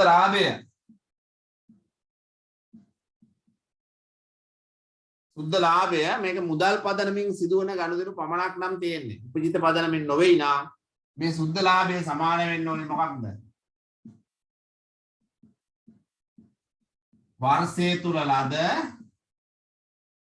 මුදල් ප්‍රවාහය වර්ෂය තුල සුද්ධ මුදල් ප්‍රවාහයට සමාන වෙන්න ඕනේ ලාභය හෝ ලාභය. හැබැයි එහෙම වෙන්නේ අපි සකස් කරන උපජිත පදනම. උපජිත පදනමින් සකස් කරනකොට වෙනත් ගිණුම් කරන මූලධර්ම භාවිතා කරනකොට මේ සුද්ධ ලාභය මුදලින්ම සිදු නොවන ගනුදෙනු මේකේ තියෙන පුළුවන් නිසා මේ සුද්ධ ලාභය වර්ෂය තුල ජනනීය මුදල් ප්‍රවාහයට සමාන වන්නේ නැහැ. ඒක නිසා මෙන්න මේ තුල තියෙන මුදලින් නොවූ වියදම් ආදායම් ඒ වගේම මෙහෙයුම් නොවන ක්‍රියාකාරකම් වලින් ලද බලපෑම අපි ඉවත් කරලා මෙහෙයුම් වලින් ජනනය වූ මුදල් ප්‍රවාහය ගණනය කරන අපි එකට කියන වක්‍ර ක්‍රමය කියලා. පැහැදිලිද? බදු පෙර ලාභයෙන් පටන් අරගෙන බදු පෙර ලාභයට ගලපනවා මෙහෙයුම් නොවන ක්‍රියාකාරකම් වලින් ජනනය වූ මුදල් ප්‍රවාහයන් සහ මුදලින් සිදු නොවුණු වියදම් සහ ආදායම්. මුදලින් සිදු වෙලා නැහැ. මුදලින් සිදු නොවුණා නම් මුදල් ආවෙත් නැහැ, මුදල් ගියෙත් නැහැ. එහෙනම් ඉන්නවන බලපෑම් මේකට ගලපන්න ඕනේ. එහෙම ගණනය කරලා ලැබෙන මුදල් ප්‍රවාහයට අපි කියනවා මොකක් කියලාද? වක්‍ර ක්‍රමයට මෙහියුම් වලින් මුදල් ප්‍රවාහය ගණනය කිරීම. ඒතර වක්‍ර ක්‍රමයේ ඍජු ක්‍රමයේ කියලා වෙනස් වෙන්නේ මෙහියුම් ක්‍රියාකාරකම් මත ජනනය වන මුදල් ප්‍රවාහය ගණනය කරන ආකාරය අනුව. ලස්සන වචන ටිකක් තියෙන්නේ. මෙහියුම් ක්‍රියාකාරකම් මත ජනනය වූ මුදල් ප්‍රවාහය ගණනය කරන ආකාරය මත තමයි ඍජු හා වක්‍ර කියලා ක්‍රම දෙකකට බෙදෙන්නේ. හරි? අපි ඉස්සලා ඍජු ක්‍රමයේ හඳුනාගෙන ගණන් කීපයක් හදලා වක්‍ර ක්‍රමයට යමු. මම ඔයාලට ආකෘතිය දුන්නේ නැහැ. ආකෘතිය මෙතන මම ඔයාලත් එක්ක හඳුනා ගන්න අදහසින් හඳුනා ගැනීමේ අදහසින් තමයි මම ආකෘතිය නොදුන්නේ. මුදල් ප්‍රවාහ ප්‍රකාශයක ආකෘතිය අපි ඉස්සලා ඍජු ක්‍රමයට හඳුනා ගමු.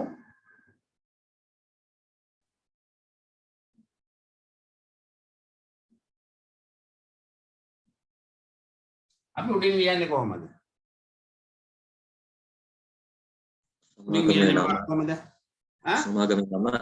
සමාගමේ නම කාලච්ඡේදය. ඔව්. සීමිත සමාගමේ නාම ලියනවා. ඊට පස්සේ කාලච්ඡේදය. ඔව්.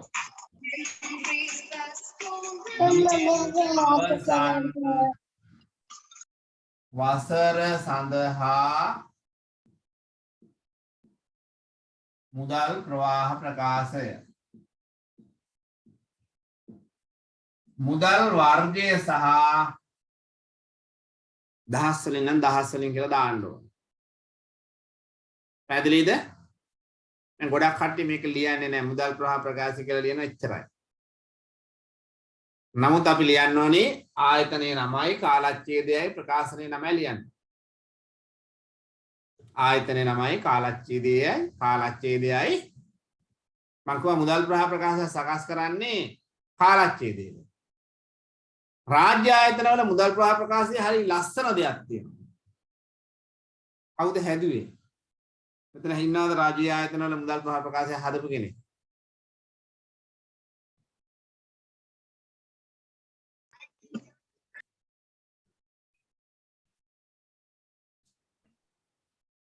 අමාත්‍යාංශයක දෙපාර්තමේන්තුවක මුදල් ප්‍රවාහ ප්‍රකාශය හදපු කෙනෙක් ඉන්නවද?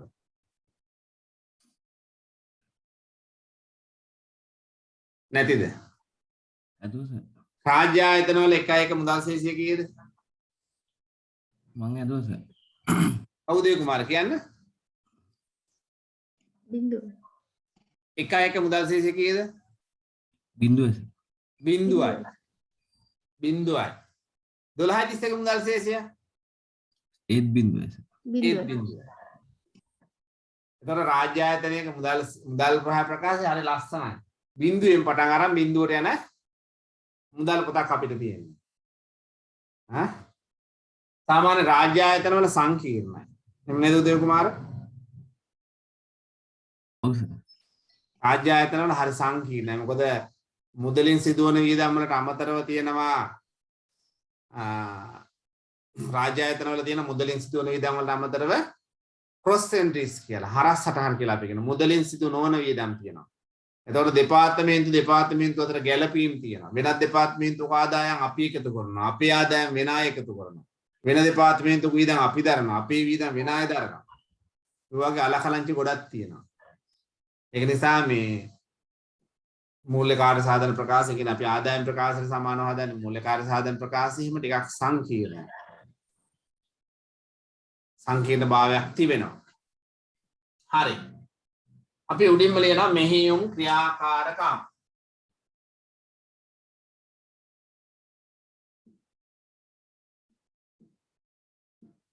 මෙහියුම් ක්‍රියාකාරකම් ඔයාලා ලියන්න. මම කියන්න. මොනවාද මෙහියුම් ක්‍රියාකාරකම් වල දෙන්නේ? අත්පිට විකුණුම් වෙනවා. අපි විකුණුම් වලින් මෙයන්කෝ අත්පිට විකුණුම්. ණයගැති ලැබීම්. ඔව්. එක මෙම ලියා ගන්න අත්පිට විකුණුම් පළවෙනි තීරෝටයි අපි දාන්නේ. අත්පිට විකුණුම් ණයට විකුණුම් තමයි මේක සටහන් කරලා දුන්නට වඩා මතකේ රැඳෙනවා මෙහෙම දෙනකොට. ණයට විකුණුම් ණයට විකුණුම්නේ ණයගැතියන්ගේ ලද මුදල්. අත්පිට විකුණුම් ණයගැතියන්ගේ ලද මුදල් ඊට පස්සේ අත්පිට ගැනුම්. මේක අත්පිට විකුණුම් වෙනකොට අත්පිට ගැනුම් කොහොමද දාන්නේ? වරහන් කරලා දාන්න. වරහන් කරලා ගෙවීම් ප්‍රවාහයන් දාන්නේ අපි වරහන් තුල. ගෙවීම් ප්‍රවාහයන් අපි සටහන් කරන්නේ වරහන් තුල. අත්පිට ගැනුම් ණය හිමියන්ට කරන ලද ගෙවීම් ණය හිමියන්ට කරන ලද ගෙවීම් එහෙම නැත්නම් සැපයුම් කරුවන්ට කරන ලද ගෙවීම්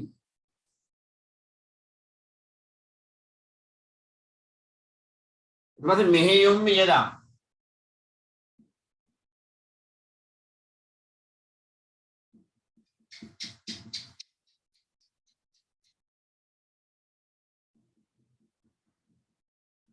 මෙහෙයුම් වියදම්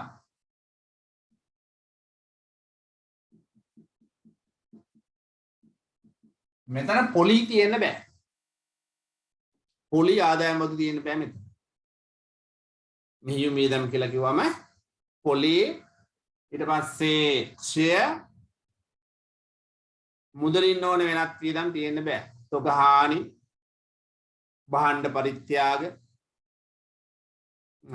කීර්ති නාමය කපා හැරීම අස්පෘශ්‍යවත්කම් කපා හැරීම උපලබ්ධි වූ අලාභ ඒ වගේ දේවල් තියෙන්න බෑ මෙතන.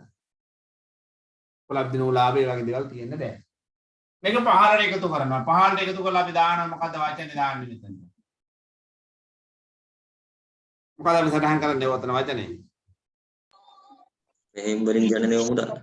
මෙහෙයුම් ක්‍රියාකාරකම් වලින් ජනනය වූ මුදල්. මෙහෙයුම් ක්‍රියාකාරකම් වලින් ජනනය වූ මුදල් ප්‍රවාහය. වචනේ දිග වැඩි එකයි මම කෙටියෙන් ලිව්වේ මෙහෙයුම් ක්‍රියාකාරකම් මගින් ජනනය වූ මුදල් ප්‍රවාහය. එතන ලැබීම් ගෙවීම් වෙන් කරලා ගන්න ඕනේ නැද්ද? එහෙම අවශ්‍ය නැහැ. එහෙම අවශ්‍ය නැහැ. එහෙම කෙනෙක් හැදුවට කමන්නේ එහෙම අවශ්‍ය නැහැ කෙලිනේ.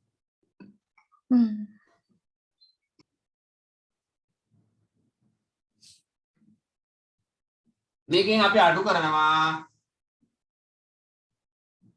පොලි ගෙවීම්.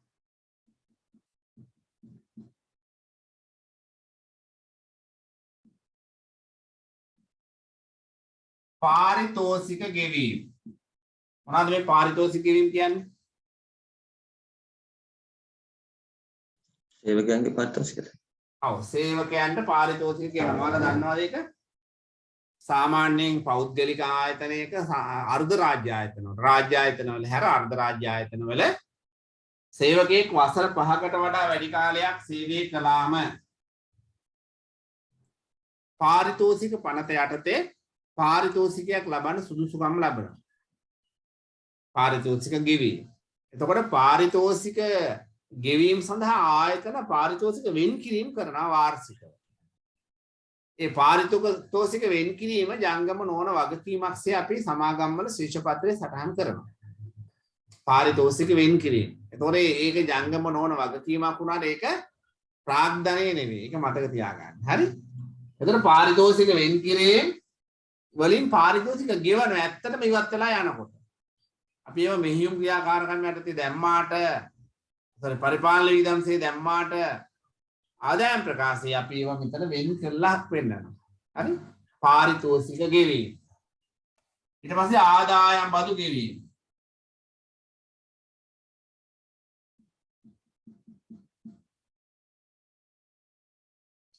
මෙතනින් පස්සේ කොහොමද දාන්නේ?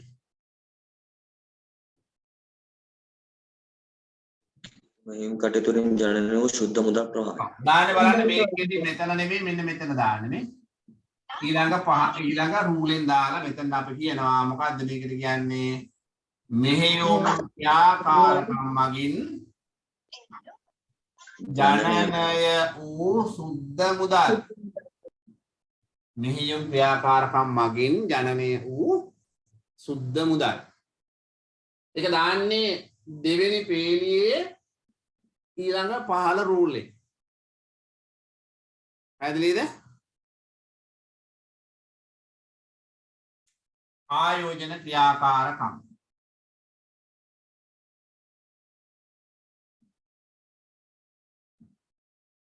මේ දක්වා ගැටලුවක් තියනවද?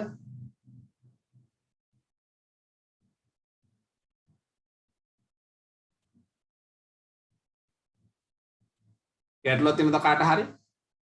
අපහැදිලිතාවයක් තියෙනවා නම් අහන්න. මම මේක ආකෘතියක්සේ නොදුන්නේ මේ කතා කර කර මේක මෙහෙම ලියනකොට ඔයාලා මෙහෙම රූල් කර ගන්නකොට මේක මතක තියෙනවා. හරි. පාරිතෝෂික ගෙවීම් වලින් යට මොකද්ද තියෙන්නේ සර්? මොකද්ද? පාරිතෝෂික ගෙවීම් වලින් යට ආදායම් බදු ගෙවීම. හරි සර්. මෙතන ප්‍රධාන වශයෙන් අයිටම් තුනයි එන්නේ නේ. පොලී ගෙවීම, පාරිතෝෂික ගෙවීම සහ ආදායම් බදු ගෙවීම.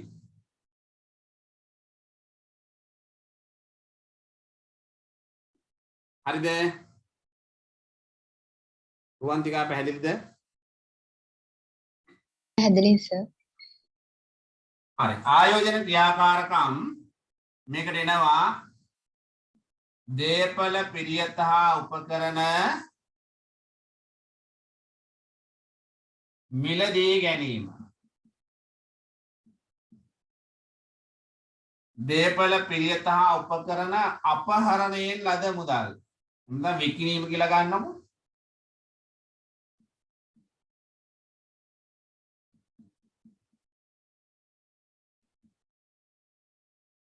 ආයෝජන මිලදී ගැනීම.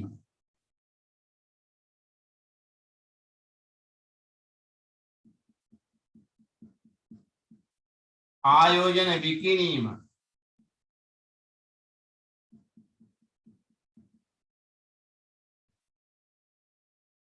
පොලී ලැබීම්. ලාභාංශ ලැබීම.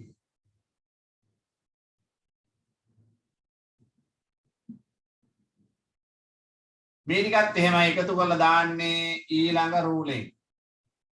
මේකට කියන මොනවා කියලාද? ආයෝජන ක්‍රියාකාරකම් මගින්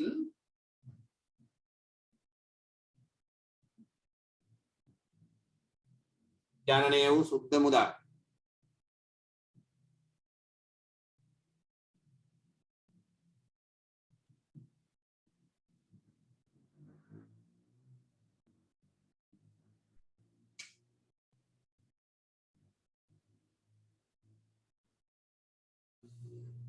ඊට පස්සේ මූල්‍ය ක්‍රියාකාරකම්.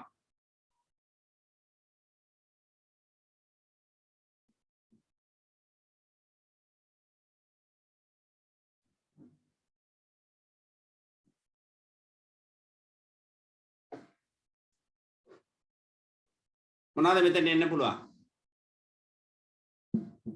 කොටස් නිකුත් කිරීමෙන් ලද මුදල්. කොටස් නිකුත් කිරීමෙන් ලද මුදල් ලියන්නකො. කොටස් නිකුත් කිරීමෙන් ලද මුදල්.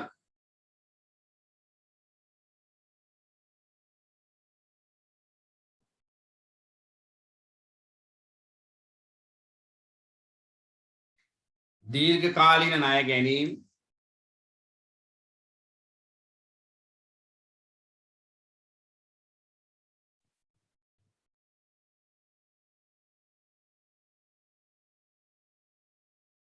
කොටස් නිදහස් කිරීමට ගෙවූ මුදල්.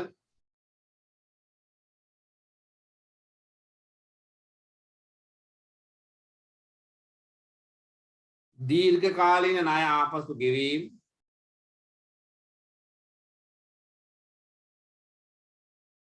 ලාභාංශ ගෙවීම.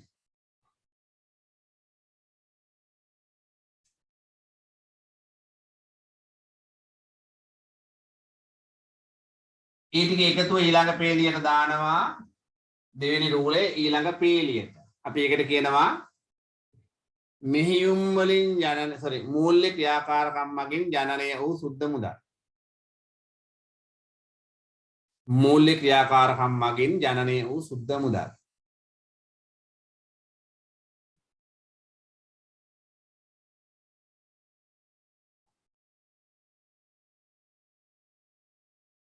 මේ තුන්වෙනි පේලියේ පහළට එකතු කළාම මොකද ලැබෙන උත්තරය? මුදල් හා මුදල් සමාන දෑවල ශුද්ධ වෙනස් වීම. මුදල් සහ මුදල් හා සමාන දෑවල මොකද්ද? සුද්ධ වෙනස් වීම. සුද්ධ වර්ධනය. එහෙම නැත්නම් වසර තුල ජනනය වූ සුද්ධ මුදල්නේ. අපි ඉස්සර අර ධනාගයක් આવත් සුද්ධ වැඩිවීම කියලා දානවානේ. ඍණාගයක් આવත් සුද්ධ අඩුවීම කියලා ඉස්සර අපි දානවා. ඒ කියන්නේ මේ සාමාන්‍ය අපි සරලව ගත්තොත් මොකද්ද මේක එකතුව ඇත්තට? මේකේ හරය මොකද්ද මේ? සුද්ධ වෙනස් වීම. වසර තුල ජනනය වූ වසර තුල ජනනය වූ සුද්ධ මුදල්. වසර තුල ජනනය වූ වෙච්ච සුද්ධ මුදලේ එකතුව මේ. එතන මේකට එකතු කරනවා මොනවද එකතු කරන්නේ?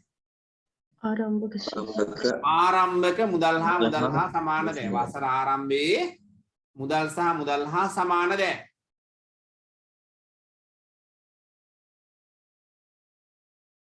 මේකට එකතු කරනවා වසර ආරම්භයේ නැත්නම් ආරම්භක මුදල් සහ මුදල් හා සමාන දෑ.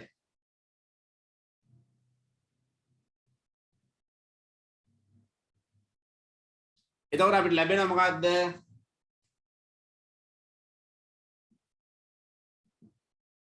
මොනවද ලැබෙන්නේ? අවසාන මුදල් හා මුදල් සමාන දෑ. වසර අවසානයේ මුදල් හා සමාන දෑවල එකතුව. වසර අවසානයේ මුදල් සහ මුදල් හා සමාන දෑ. එතන මෙදාට මුදල් වල එකතුව, බැංකු ගිණුම් වල එකතුව, ඉල්ලුම් තැන්පතු වල එකතුව කියන මේවා එකතුවට මේ අගේ සමාන විය යුතුයි. මේක හරිද කියලා බලන්න පුළුවන් නේ ශේෂ පත්‍රයේ මුල් තත්ත්ව ප්‍රකාශයේ මුදල් සහ මුදල් හා සමාන දෑවලට මේක සමාන වෙන්න ඕනේ.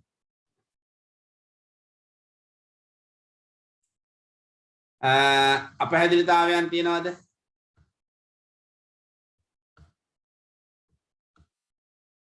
අපහැදිලිතාවයන් තියනවද? තියනවද?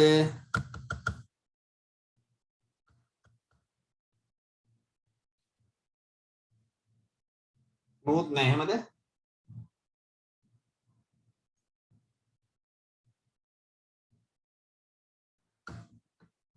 හරි මම ඒ වෙලාව දින පළවෙනි ගාන බලන්න.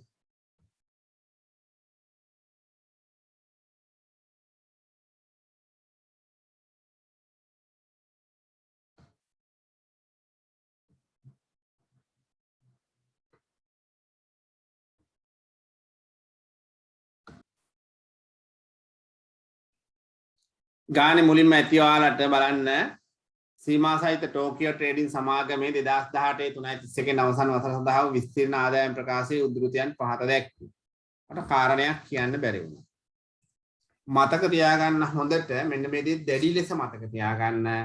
ඍජු ක්‍රමයට හදන්න නම් අනිවාර්යයෙන් මොනවද තියෙන්නේ?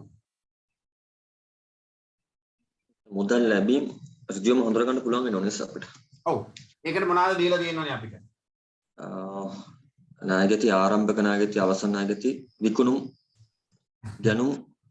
ඔව් ඒක අපි ඔක සරලව කියන්න පුළුවන් මොහොම.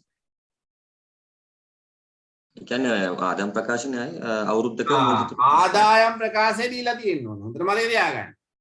ඍජු ක්‍රමයට හදන්න නම් ආයි භාගයට හදාගෙන ගිහිල්ලා බෑ කියලා නවත්තන්න එපා. ඍජු ක්‍රමයට හදන්න නම් මොනවද අපි ගාව තියෙන්න ඕනේ? ආදායම් ප්‍රකාශනය අවුරුද්දක ආදායම් ප්‍රකාශනයයි අවුරුද්දක මූලධාතු ප්‍රකාශනයයි. එහෙම පුළුවන්. ආදායම් ප්‍රකාශය අනිවාර්යයි. මූලධාතු ප්‍රකාශය කොහොමද තියෙන්න ඕනේ? ආදායම් ප්‍රකාශනයේ තිබිය යුතුමයි. පැහැදිලිද? ආදායම් ප්‍රකාශනයේ නැත්නම් අපිට ඍජු ක්‍රමයට හදන්න බෑ. පැහැදිලිද? දැන් මම සාමාන්‍යයෙන් දැකලා තියෙනවා ඍජු හෝ වක්‍ර ක්‍රමය කියලා නැත්නම් ඍජු ක්‍රමයට හදාගෙන ගිහලා හදන්න බැරුව ආය අතරමඟ නවත්තලා වක්‍ර ක්‍රමයට යන අවස්ථා දැකලා තියෙනවා. එහෙම වෙලා නැද්ද? එහෙම වෙලා ඇති ඕන තරම්.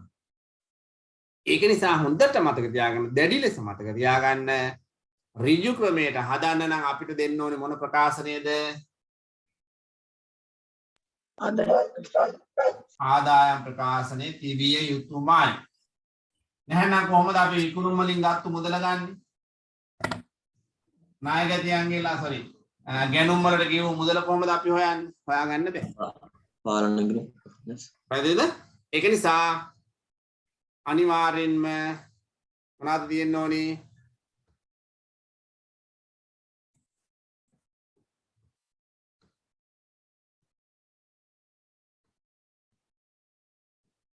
මේ ෂෙයා කළා නේද? කවුද මේ හේරත් ෂෙයා කළා. ඔයාලට පේනවා ඇති. එතකොට අනිවාර්යයෙන්ම ආදායම් ප්‍රකාශය තියෙන්න ඕනේ. මේක හොඳට මතක තියාගන්න. ආදායම් ප්‍රකාශය තිබිය යුතුයි. ඊළඟට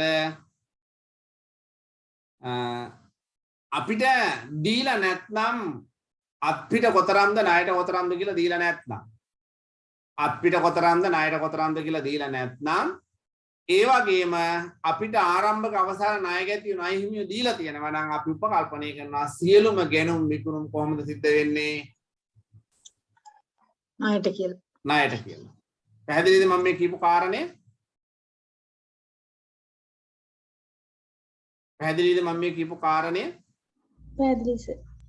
අපිට අත්පිට විකුණුම් කොතරම්ද ණයට විකුණුම් කොතරම්ද අත්පිට ගැනුම් කොතරම්ද ණයට ගැනුම් කොතරම්ද කියලා දීලා නැතිනම් හැබැයි ආරම්භක අවසාන ණය ගැතිය ණය හිමිය දීලා තියෙනවා නම් අපි උපකල්පනය කරනවා සියලුම ගැනුම් විකුණුම් කොහොමද සිද්ධ වෙලා තියෙන්නේ? ණයට. පැහැදිලිද? මේවා නිශ්චිත වශයෙන්ම දැනගෙන යන්න ආයි ඩවුට් තියාගෙන යන්න එපා. නිවැරදිව පිරිසිදුව නිරවුල්ව අභ්‍යාසය හදන්න පුළුවන්. පැහැදිලිද මම මේ කියපු කතාව? පැහැදිලිද? ඔව් සර්. හරි. මෙන්න දීලා තියෙනවා අභ්‍යාසය ටෝකියෝ ට්‍රේඩින් සමාගමේ විස්තීර්ණ ආදායම් ප්‍රකාශය දීලා තියෙනවා.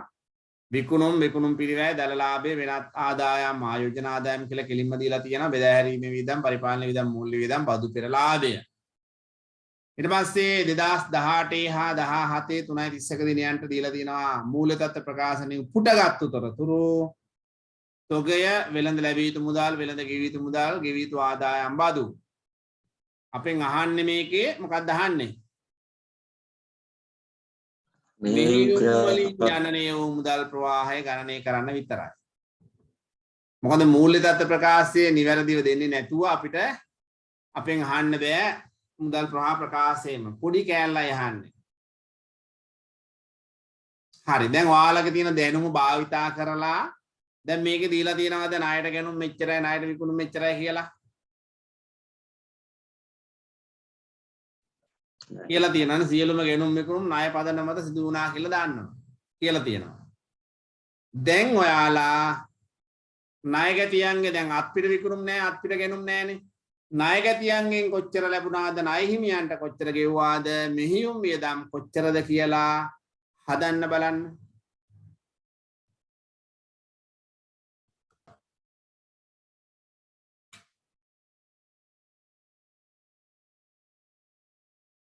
ඒක තියෙන්නේ කොහොමද වෙළඳ ලැබිය යුතු කියලාද? වෙළඳ ලැබිය යුතු මුදල්.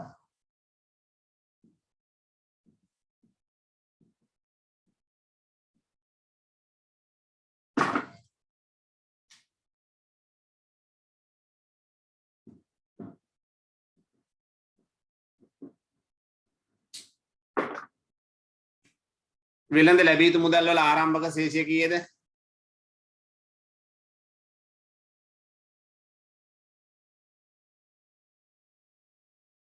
දෙලක්ෂ 18,000 අවසාන ශේෂය 2,05,000 ඔව් වෙළඳ ගෙවී යුතු මුදල් වල 1,35,000යි 1,35,000යි අවසාන ශේෂය 1,42,000යි 1,42,000යි.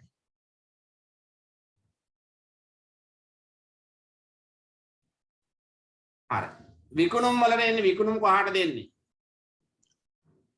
ණයගැති පාලනය. ඔව්. විකුණුම් බැර වෙනවා ණයගැතියන්ට හර වෙනවා. හර වෙනවා. කීයක්ද? 7,60,000 විකුණුම් පිරිවැයට මොකද වෙන්නේ? ඒක ගැනුම් හොයාගන්න ඕනේ සර්. විකුණුම් පිරිවැය අනුසාරයෙන් අපි මොකද කරන්න ඕනේ? ගැනුම් හොයා ගන්න ඕනේ. කොහමද ගැනුම් හොයාගන්නේ? අපි දන්නවා විකුණු පිළිවෙල හොයන විදිය කොහමද? ආරම්භක එකතු කළා ගැනුම් අඩු කළා අගතොගය අපිට ලැබෙනවා කීයද විකුණු පිළිවෙල? 6 ලක්ෂ විකුණු පිළිවෙල දීලා තියෙනවා කීයද? 6,43,000 ආරම්භක තොගය 1,25,000යි. 25,000 අගතොගය 1,32,000යි. හරි. සාමාන්‍ය මේක දැන් අපි පහළ ඉඳන් උඩට එන්න ඕනේ. පහළට යද්දි අඩු කරපු ඒවා උඩට එනකොට මොකද කරන්නේ? එකතු එකතු කරනවා. කරනවා. ඔව්. පහළට යද්දි එකතු කරපු ඒවා උඩටදී අඩු කරනවා. දැන් මේක අඩු කරලා තියෙන. එහෙනම් එකතු කළාම කීයද? 5 7යි නේ. දැන් බලන්න මේ ආරම්භක තුගය ගැනුම් එකතු කළාම මේ ගන්න මේකෙන් මේක අඩු කළාම එනවා මෙතනට ගැනුම් කීයද? 6 ලක්ෂ. ඒක ණය හිමි පාලන ගිණුමට එහෙම නැත්නම් වෙළඳ ගෙවි යුතු මුදල් වලට බැර කරනවා ගැනුම්. අපැහැදිලි කෙනෙක් ඉන්නවද? අපැහැදිලි කෙනෙක් ඉන්නවද? හරි. එතකොට තුලනේ කළා 7,85,යි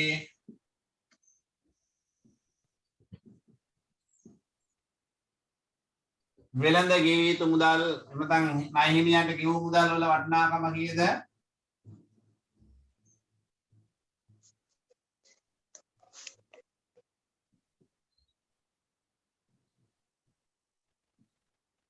ණයගැතියන්ගේ ලද මුදල් කීයද? 7,73,000.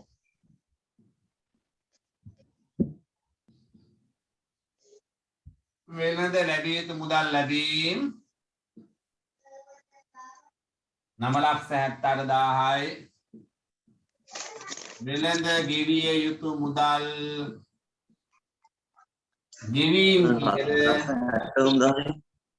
සහ 7,73,000 සතම් වෙළඳ ලැබිය යුතු දේ ලැබීම් 7,73,000 එතන වෙළඳ ගෙවිය යුතු මුදල් කීයක් ගෙවනවද? 6,43,000. 6,43,000යි. තාමනත් තියෙන ගනුදෙනු මේකේ. මෙහෙම වේදම් දැන් අපිට වෙනත් උපජිත වියදම් දීලා තියෙනවද බලන්න අපි මෙහෙම කරමු. මේ වියදම් ටික දාන්න කිව්වම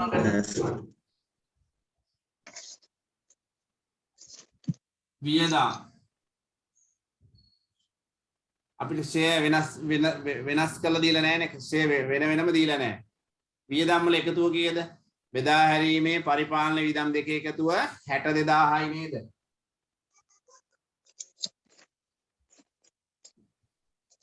$62,000යි නේද? ඔව්. ඔව්. 62,000යි. මූල්‍ය වියදම් වෙනමනේ ගන්නෙ. එතකොට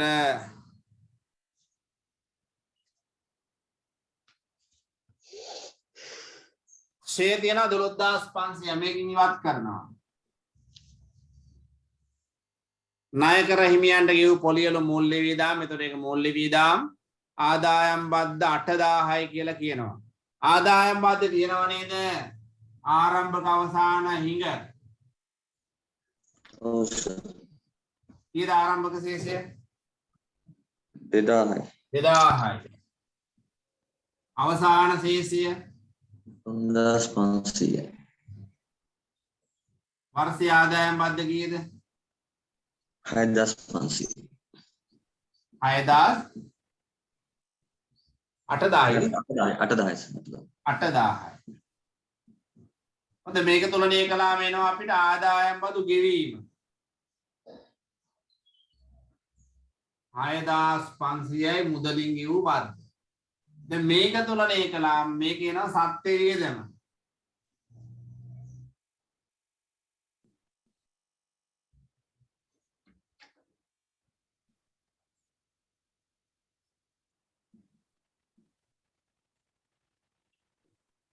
මේක තමයි මුදලින් ගෙවූ වියදම. කීයද? 49000. මේක ගිණුමක් විදිහට හැදුවොත් මෙන්න මෙහෙමයි එන්නේ. මේ පැත්තටයි ලාභ ගිණුමට යනකොට එන්නේ. එතකොට ෂෙයා එනවා මේ පැත්තට 12500යි මුදල් ඉතුරු ටික 49500. ගිණුමක් විතර එනකොට එන ඔය විදිහට. එතකොට මෙහෙයුම් වියදම් කීයද? වියදම් ගෙවීම් කීයද? 49500. 49500. 500. ඉතරයිනේ. පහළට ගලපුවාම ඔව් සර්. 80500ක්. ආයෝජනා දැන් අපි ගන්නෙ නෑ. කීයද? 80000. අපි කියන මෙහෙයුම් ක්‍රියාකාරකම් මගින් ජනනය වූ මුදල් කීයද? 5යි 10න් බිංදුව එකක් ඉතුරුයි 10යි 3යි 13න් 3 එකක් ඉතුරුයි 9යි 8යි 17න් 7 එකක් ඉතුරුයි. හරි 80500. පොලි ගෙවීම් කීයද? 6500යි. ආදායම් බදු ගෙවීම 6500. 6500යි. එතකොට 5යි 5යි 10යි 15න් 5 එකක් ඉතුරුයි 12යි 13යි 7යි 20න් බිංදු දෙකක් ඉතුරුයි 2යි 6යි 8යි 67000. අපි කියනවා මෙහෙයුම් ක්‍රියාකාරකම් මගින් ජනනය වූ සුද්ධ මුදල්.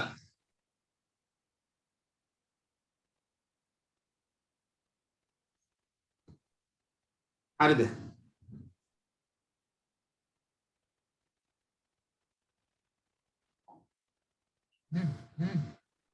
මෙච්චර අපිට හදන්න දීලා තියෙන පොඩි ගාණක්.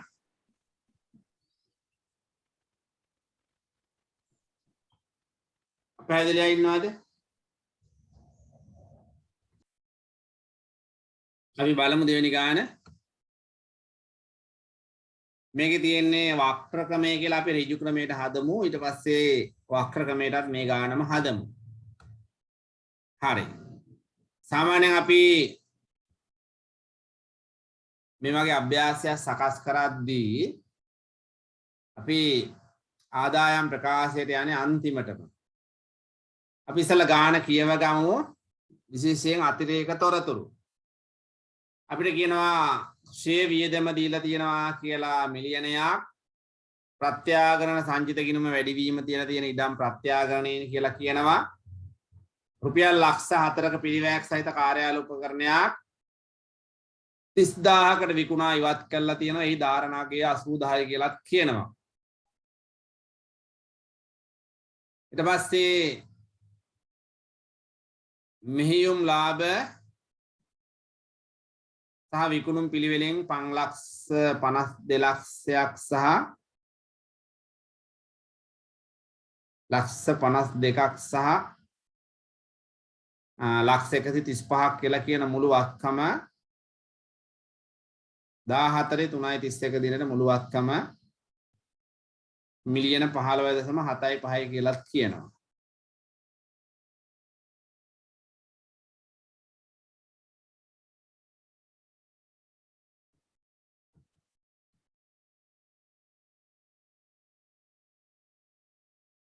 දාහතරේ 3.31 දිනට මේ කියන්නේ 15/3/31 අවසන් වසර සඳහා මෙහෙයුම් ලාභය සහ විකුණුම් පිළිවෙලයි. මේ දීලා තියෙන අපේ ඊළඟ මේකේ තව ප්‍රශ්න ටිකක් තියෙනවා අනුපාත ටික ඒවට. හරි. අපි යන් මූලදත්ත ප්‍රකාශයෙන් පටන් ගමු.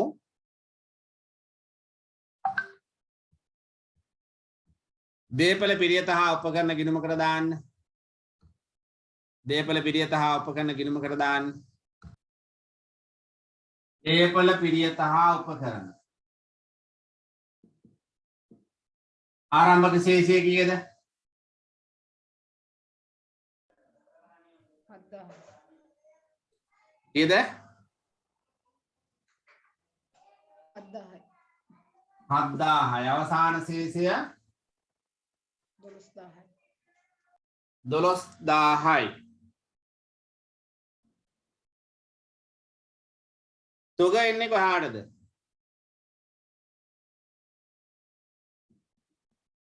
ආරම්භක තොගය, ගැනුම්,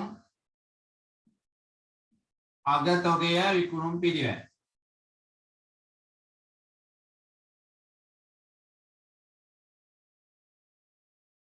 පැහැදිලිද? ඊට පස්සේ වෙළඳ ලැබිය යුතු මුදල්, වෙළඳ ලැබිය යුතු මුදල්,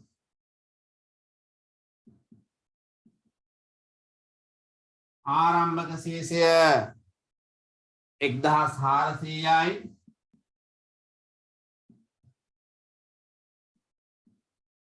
අවසාන ශේෂය 2000යි. කලින් ගෙවීම් මොකටද කියලා අපිට දීලා නැහැ. කලින් ගෙවීම් තියෙන්නේ වියදම්. වියදම් ගිණුමක් ගහලා ආරම්භක ශේෂය 200යි.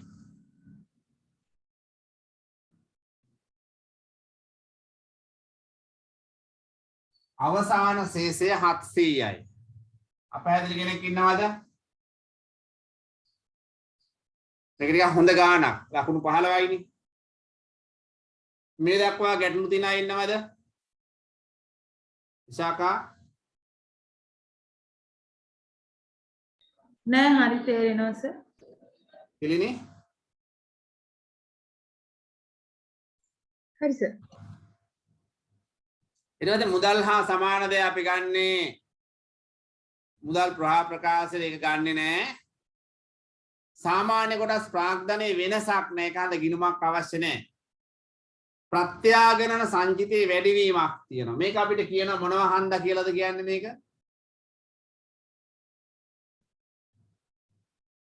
මොනවා නිසා කියලාද කියන්නේ? ඉඩම් ප්‍රත්‍යාගරණ. ඒක නිසා අපි ඉඩම් කියනකොට දීපල පිටිය තා උපකරණ කියනකොට හර කරමු ප්‍රත්‍යාගරණ කියලා 500ක්. තේරුණාද? මේ ප්‍රත්‍යාගරණ සංජිතේ 500ක් වැඩි වෙලා තියෙන්නේ ඉඩම් ප්‍රත්‍යාගරණ. ඒ නිසා අපි මේ ප්‍රත්‍යාගරණ ගිණුමක් අපි ගහන්න අවශ්‍ය නැහැ. අපි දැන් ලොකු ළමයිනේ. මේ දීපල පිටිය තා උපකරණ ගිණුමට හර කරමු මේ 500. අපහැදිලි කෙනෙක් ඉන්නවද? අපහැදිලි කෙනෙක් ඉන්නවද? නැද්ද? හරි. මේ ටික හදාගන්න ඉක්මනට. අයිෂා පැහැදිලි සර්. හරි. දැන් මම මේ ප්‍රත්‍යාගන සංචිත ගිණුමක් ගැහුවේ නැත්නම් අපි දන්නවා මේ වෙනස මොකක්ද කියලා. වෙනස හඳුනා ගැනීමට හැකියව තිබියදී අපි ඒකට එන්න ඕනේ නැහැ. හඳවාගත් ඉපයීම් වල වෙනස කීයද? කීයද වෙනස? 3000.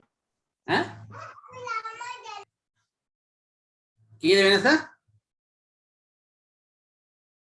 3000.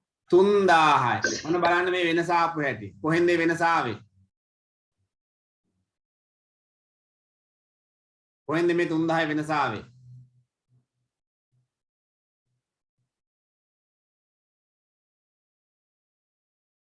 කාටද කියන්න පුළුවන් මේ වෙනස 3000 ආවේ කොහමද? ඈ?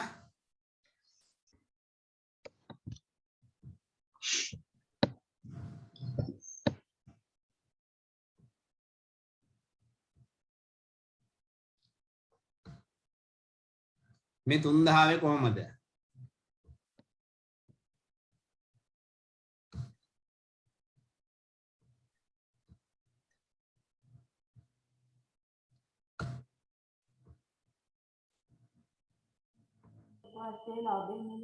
ස්ක්‍රීන් එක පේනව නේද ඔයාලට? ඈ? පේනවද? පේනවා සර්. තේරෙනවා. බලන්න මේ වර්ෂයේ සඳහා ලාභය කීයක් තියෙනවද? 3000. වර්ෂය සඳහා ලාභය කීයද? 3000. වර්ෂය සඳහා මුළු විස්තීර්ණ ආදායම 500. 3500. ඒතර මොකද්ද මේ වෙනත් විස්තීර්ණ ආදායම 500? ඉඩම් ප්‍රත්‍යාගන. බලන්න හොඳට බලන්න ආදායම් බද්දෙන් පසු වර්ෂය සඳහා ලාභය එකතු වුණා කොහාටද එකතු වුනේ? කොහාටද එකතු වුනේ? කියන්නේ ඉක්මනට. හඳවාගත් ඉපයීම් වලට ප්‍රත්‍යාගන සංචිතය එකතු වුණා වෙනත් විස්තීර්ණ ආදායම එකතු වුණා ප්‍රත්‍යාගන සංචිතයට. පැහැදිලිද? එතකොට මේ රඳවාගත් ඉපයීම් වල වෙනස අපි ගන්නෙ නෑ. ඇයි ගන්න නැත්තේ?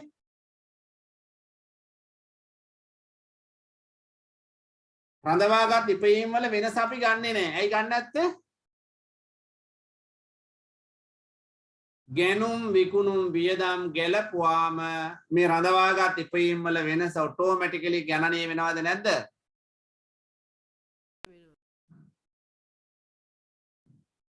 කියන්න මට. ඔටෝමැටිකලි ගණනය වෙනවා. පැහැදිලිද? ගැටලුවක් තියෙනවද කාට හරි? ගැටලුවක් තියෙනවද කාට හරි? රඳවාගත් ඉපයීම් වල වෙනස අපි විකුණුම් ගැනුම් වියදම් ගැලපුවාම ඒවායේ සුද්ධ වෙනස තමයි සුද්ධ ලාභය. පැහැදිලිද? පැහැදිලි සර්. ඒක හන්ද අපි මේවා සාමාන්‍යයෙන් ඩවුට් තියාගන්න එපා. රඳවාගත් ලාභයේ වෙනස ඍජු ක්‍රමයේදී අපි නොසලකා හරිනවා. දැන් මට කියන්නකෝ. ආදායම් ප්‍රකාශය නොදී ශේෂපත්‍රයේ විතරක් දීලා මූල්‍ය තත්ත්ව ප්‍රකාශය විතරක් දීලා ගැළපීම් ටික දුන්නොත් වක්‍ර ක්‍රමයට සකස් කරද්දී බදු පෙර ලාභය ගන්න කොහෙන්ද අපි? රඳවාගත්තු ලාභයේ වෙනසට කරන ගැළපීම් වලින්. තේරුණාද?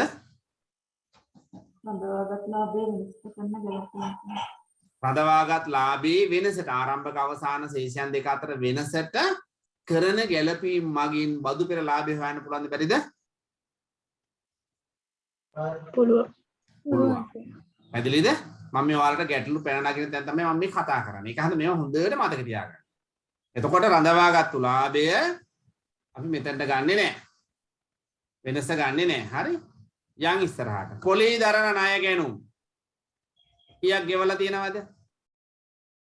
දැන් අඩු වෙලාද වැඩි වෙලාද? වැඩි වෙලා. වැඩි වෙලා. එහෙනම් මොකද්ද මේක මූල්‍ය ක්‍රියාකාරකම? මොකද්ද මේකට එන්නේ?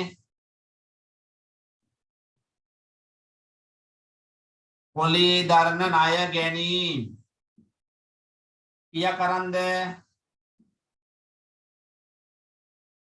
කීයක් අරගෙනද? 2000. 2000ක් මුදල් ලැබෙනවා. මුදල් ලැබෙනවා.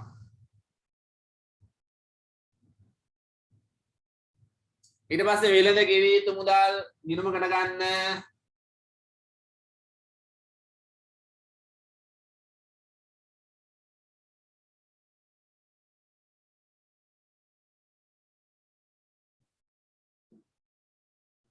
ආරම්භක ශේෂය 2050යි අවසාන ශේෂය 2300යි.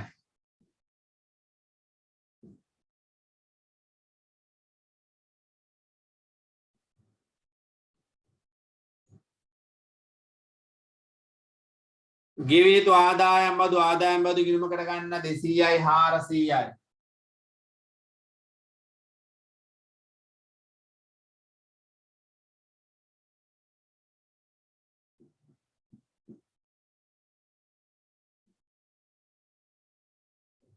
දෙසීයයි 400යි. ඉරේ ලොකුවට පේන්න බෑ නේද? ගාන තියෙනවනේ ඔයාලා ගාව. උපජිත වියදම් 750යි 1000යි කොහාටද යන්නේ?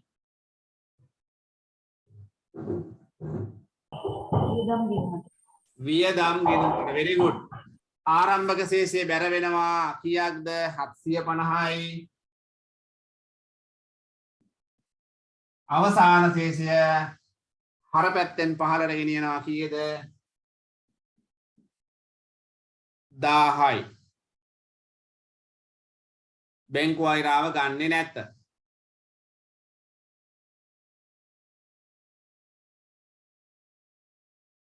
පැහැදිලිද? පැහැදිලිද? ඔව් සර්. ගැටලු මොකුත් තියනවද? ඔන්න අපි මූල්‍ය තත්ත්ව ප්‍රකාශනයේ අයිතමයන් ටික දැම්මා. මේ දක්වා මොකුත් ගැටලු තියනවද කාට හරි? ජයන්ති පැහැදිලි සර්. ප්‍රියදර්ශනි නෑ සර් තේරුණා. හරි. පළවෙනි ගැළපිල්ල 1000ක් ෂේ වෙලා තියෙනවා. මොකද කරන්නේ මේ ෂේට? 1000ක් ෂේ වෙලා තියෙනවා. මොකද කරන්නේ? වියදම් වලින් අඩු කරනවා. ඔමයි කරන්නේ. හඬ අඩුවෙන් එන්නේ.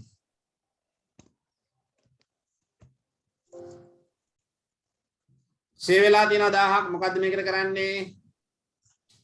වියදම් වලින් අඩු කරනවා සර්. වියදම් වලින් අඩු කරනවා. එතකොට හරිද?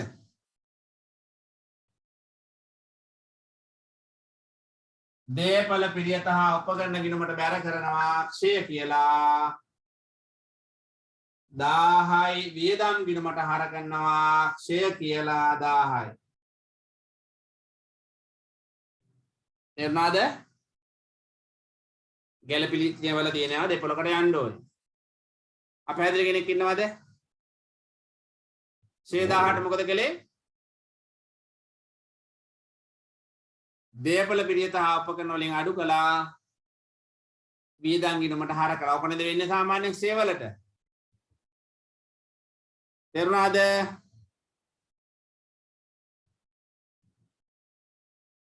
හාද නෑද?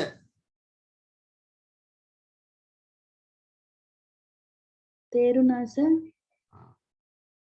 මට උත්තර ඕනි. හරි. ප්‍රත්‍යාගන්නේ වැඩිවීම අපි ගත්තා. දැන් ඔන්න දේපල පිළියත හා උපකරණයක් විකිණීම තියෙනවා. 400යි පිරිවැය වික්කේ 30කට ධාරණාගේ 80යි. දේපල පිළියත හා උපකරණ ඉවත් කිරීම. ඉවත් කිරීමේ ගිණුම.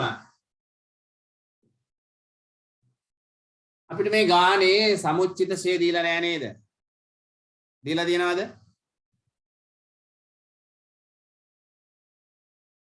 බලන්න මේ ගානේ සමුච්චිත ෂේ තියනවද කියලා? දීලා නෑ නේද සර්? දීලා නෑ. දීලා නැති නිසා මොකද කරන්නේ බලන්න මම ගානේ පෙන්නන්න. මේ ගානේ සමුච්චිත ෂේ දීලා නෑ. බලන්න මේ ඔයාලා විභාග වලට ගියාම අමාරුයි වැටෙන තැන්. මේ ගැන හිත හිතා ඉන්නවා. මෙතන තියෙන එහෙනම් මොනාගේද මේ? කියන්නේ කොහොමද? මොනාගේද? සුද්දාගේ තියෙන්නේ. සුද්දාගේ. එහෙනම් දරුවනේ සුද්දාගේ තමයි මේකේ තියෙන්නේ. දැන් මේ ඉවත් කරන එකේ සුද්දාගේ කීයද?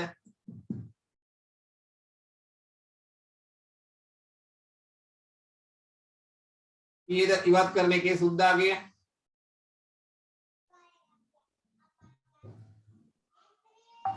ලොකු ළමයි 5500. කීයද? 5500. ඇහුන්නේ නැහැ මට. කීයද දිරෙන්නේ මේ ඉවත් කරන වත්කමේ සුද්දාගේ?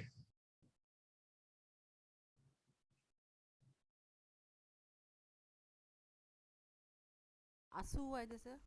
සර් 80ද? 80,000යි. ධාරණාගේ කියන්නේ දරුවනේ සුද්දාගය. ෂේ අඩු කළ පසු වගේ තමයි ධාරණාගය. එහෙනම් අපි මේකේ හොඳට මතක තියාගන්න මේවෙන් තමයි අපි අමාරු වැටෙන්නේ. එහෙනම් අපි මේකේ තියෙන සුද්දාගය නම් අපිට පිරිවැය ඕනිද? ඕනිද පිරිවැය? ඕනේ. ධාරණාගේ කීයද 80යි මේකට බැර වෙනවා.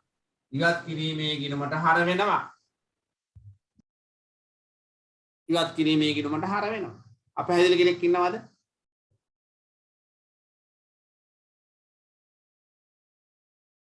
අපහැදිලි කෙනෙක් ඉන්නවද? නෑනේ. හරි. විකුණේ කීයටද?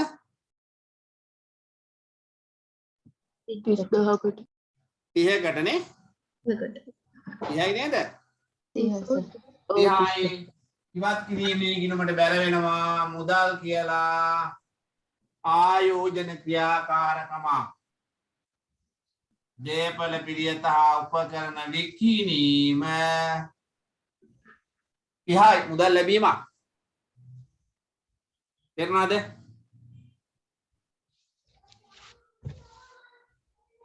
පැහැදිලිද? පැහැදිලි සර්.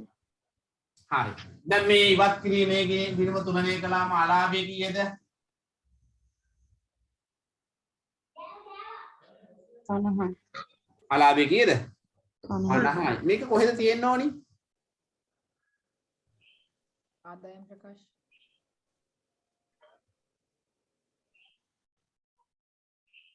කොහෙද තියෙන්න ඕනි මේක?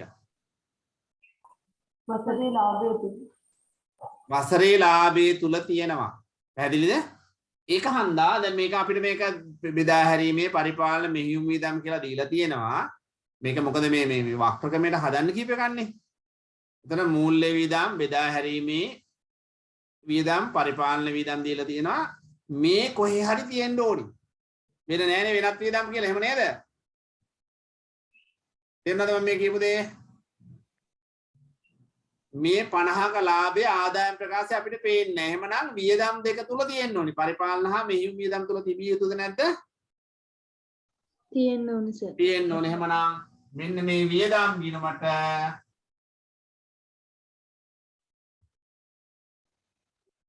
හර කරන්න මේක අවසාන ශේෂ 10යි නෙත් තිබ්බේ. ඔව් සර්. දේපල පිළියෙත උපකරණ ඉවත් කිරීමේ අලාභ කියලා 50ක්. බලන්න මෙන්න මේවෙන් තමයි අපි අපහසුතාවයට වැටෙන්නේ. හරි? බලන්න අර අපි ගත්තේ මෙතන සුද්දාගේ මේකට බැර වුණා මේකට හර වුණා මේකේ අලාභේ මේකට බැර වුණා මේකට හර. හොඳ ගාන හොඳම හොඳ ගාන. වක්‍ර ක්‍රමයට හදන්න දීපු ගානකින් අපි ඍජු ක්‍රමයට හදනවා.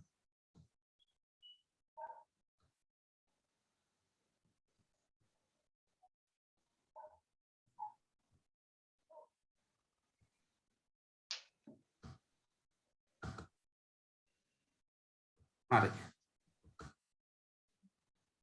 ඊළඟ ගැළපිල්ල. එතන මේ ගැළපිල්ලේ අපි ගත්තේ 80යි 30යි විතරයි. 400 නොසලකාම හැරිය. ඇයි 400 නොසලකා හැරියේ? අපිට දීලා තියෙන්නේ මේකේ සුද්දාගයන් පිරිවැය දීලා නැති නිසා. පැහැදිලිද? ඔව්. එතන මේ 4 5 ගැළපිලි අපිට අදාළ නැහැ. මේ දීලා තියෙන්නේ මේ ප්‍රශ්නේ තව තිබ්බා අනුපාත ටිකක්. ඒ අනුපාත වලටයි දීලා තියෙන්නේ. ඒක නිසා ඒ ටික අපිට ඕනේ. අපි දැන් ඉතුරු ටික හදමු. යන්න ආදායම් ප්‍රකාශයට විකුණුම යන්නේ කොහාටද? ණයගැතියන්ට හර වෙනවා. විකුණුම් 12000යි. විකුණුම් පිරිවැය කීයද? අපි තොග ගත්තේ නැද්ද මේකට? ගත්තේ නැහැ නේ. තොග ටික ගන්න එපා විකුණුම් පිරිවැය ගණනය කරන්න. 6250යි ආරම්භක තොගය. අවසාන තොගය 8150. හරි නේද? ප්‍රශ්නයක් තියෙනවා නම් කතා කරන්න. දැන් හොඳට අඳුරනවා බයක් සැකක් තියෙන්න බෑ. විකුණුම් පිරිවැය 5000යි. අපි මේක සටහන් ටික දාලා මම මේ ස්ක්‍රීන් එක අයින් කරලා මේක කරන්න. වියදම් වල එකතුව කීයද? 2000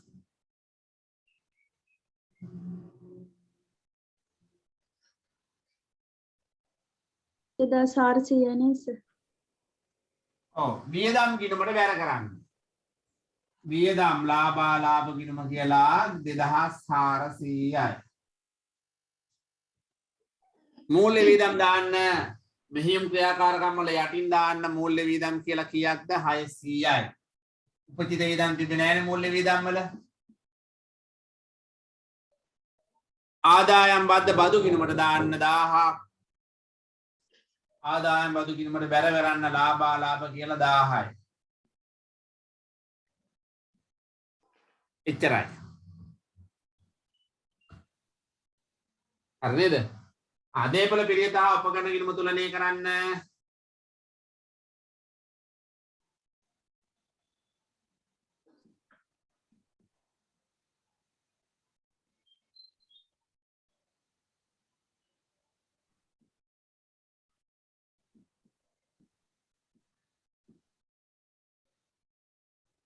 මොකක්ද ආවේ?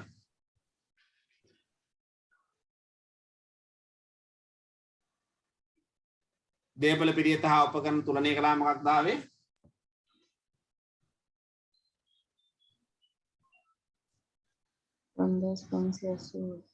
ඔව් මොකද්ද මේ ආවේ? දේපල පිළියෙත හා උපකරණ මිලදී අරන් තියනවා වසර තුල කීයක්ද? 5580. කීයක්ද? 5580ක්.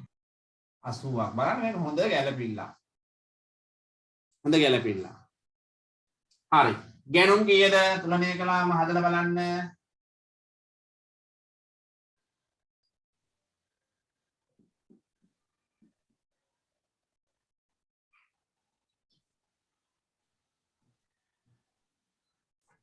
හයදහස් 900යි නේද?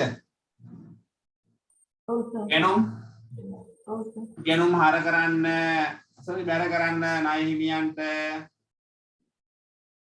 එතකොට ණය හිමියන්ට ගෙවූ මුදල එනවා කීයක්ද?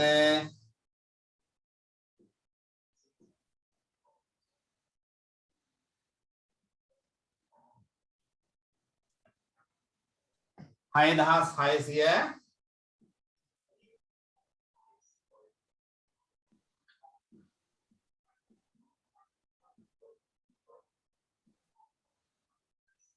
කීයද? 6650. ලැබිය යුතු මුදල් ගිණුම හර් තුලනය කරන්න.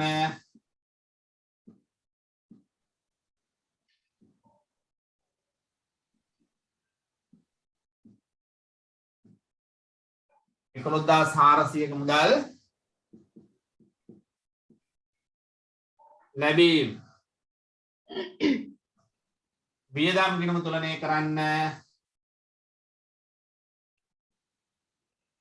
බැරපැත්ත වැඩි.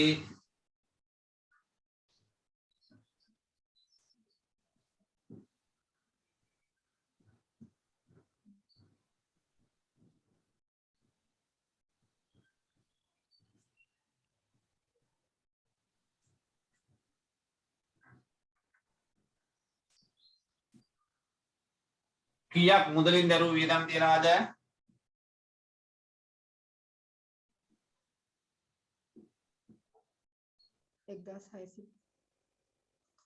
මුදලින් දරුව වියදම කීයද?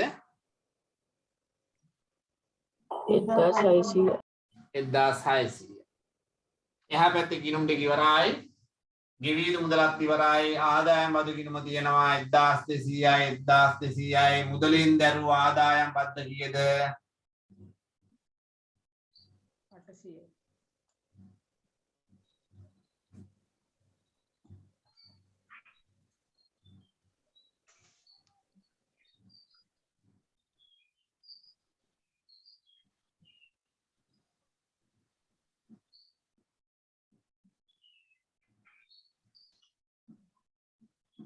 කීයද මුදලින් දරුව ආදායම් බද්ද? 800. 800. එච්චරයි. දැන් හදලා බලමු. 5 5 10 බින්ද එකක් විතරුයි 12යි 13යි 1යි 14න් 4 එකක් විතරුයි 8යි 3යි 11න් 1. මෙහියුම් වලින් ජනනය වූ මුදල් කීයද?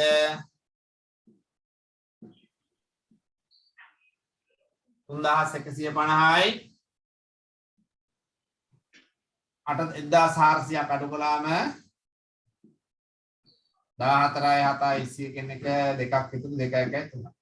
1750යි මෙහෙයුම් ක්‍රියාකාරකම් මගින් ජනනය වූ සුද්ධ මුදල් ආයෝජන ක්‍රියාකාරකම් මගින් ජනනය වූ සුද්ධ මුදල කීයද?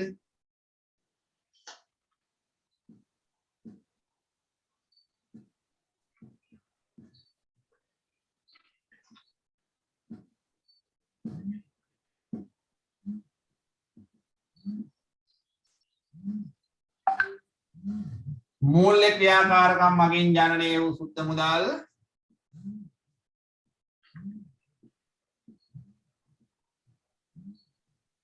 බලන්න හරිද කියලා.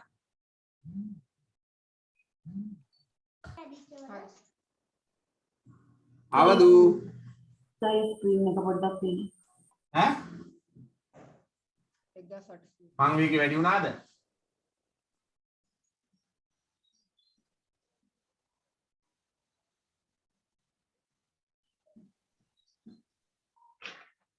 වසර තුල ජනනය වූ සුද්ධ වසර තුල ගෙවුනේ ජනනය වූ කියන්න බෑනේ. සුද්ධ මුදල් 1800යි.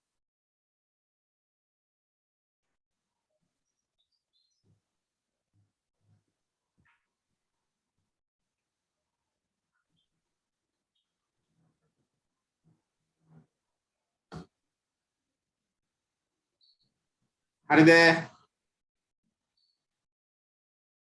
වසර ආරම්භයේ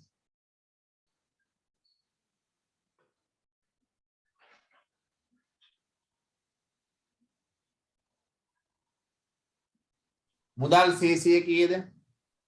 3350යි. බැංකු වෛරාව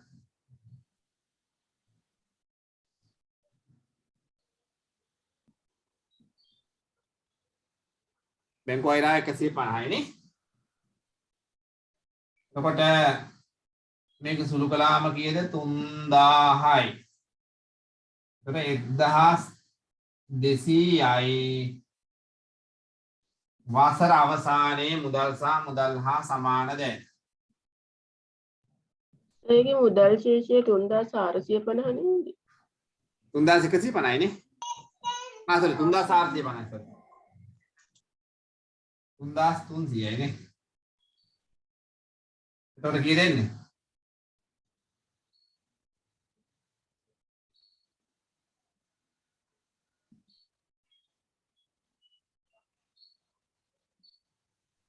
එක්දහස් 100. මේක නේ 2016 නේද?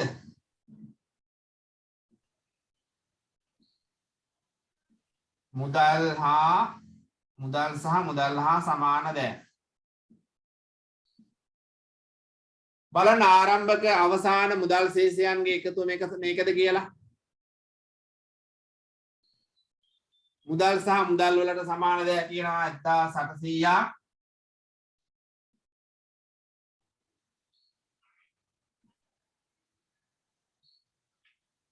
එක්දහස් 800ක් තියෙනවා. බැංකු වෛරාව කීයක් තියෙනවද? 300. 300ක ඍණ ශේෂයක්. එතකොට කී දෙන්නේ? 1500 එනවා නේද?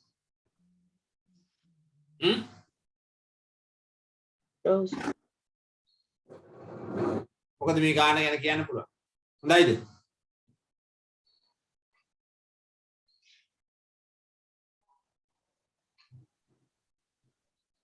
මෙහෙම හැදුවාම මේකට මේක සමාන වෙන්න ඕනේ.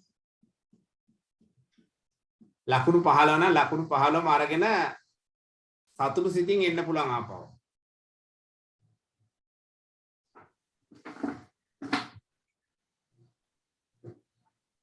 මොකද ප්‍රශ්න තියනවාද ප්‍රදර්ශනයේ? නෑ සර් තේරුණා. හරි. තේරුණානේ? තිලිනි අයසලා හේරා තේරුණා සර්. විජේ කුමාර හරි සර්. අවුලක් නැහැ නේ ඉසාකා ජයන්ති මයිකල් ඔක්කොම ටික කිව්වන්න. හරි සර් තේරුණා. මේ ගාන ඔයාලා මොකද කරන්න ඕනේ දැන්?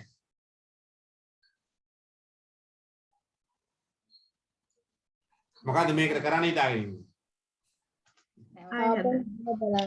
අනිම හදන්න. මේක හොඳ ගානක් නේද? සාමාන්‍යයෙන් ඔයාලට වරදින තනිව හැදුවා නම් වරදින්න පුළුවන් බොහෝ තැන් තිබ්බා මේක. ඒක නිසා හොඳ අවධානයෙන් හදන්න. ඔයාලට මම හිතන්නේ පැහැදිලි වෙන්නේ නැති. අපි මේ ගානක් හදද්දී අපි බලන්න ඕනේ මේ අපේ ප්‍රකාශනවල තිබෙන තොරතුරු මොන වගේවද කියලා ඒවා මනමින් ග්‍රහණය කරගෙන එතකොට ඒවට කරන ගැළපීම් දිත්ත සටහන අනුකූලව ගැලපුවාම පිරිසිදුව ගැලපෙනවා. අපන්න කොටන්න මකන්න කියන්න අවශ්‍ය නැහැ. හරි. මොනවද තියෙන ප්‍රශ්න?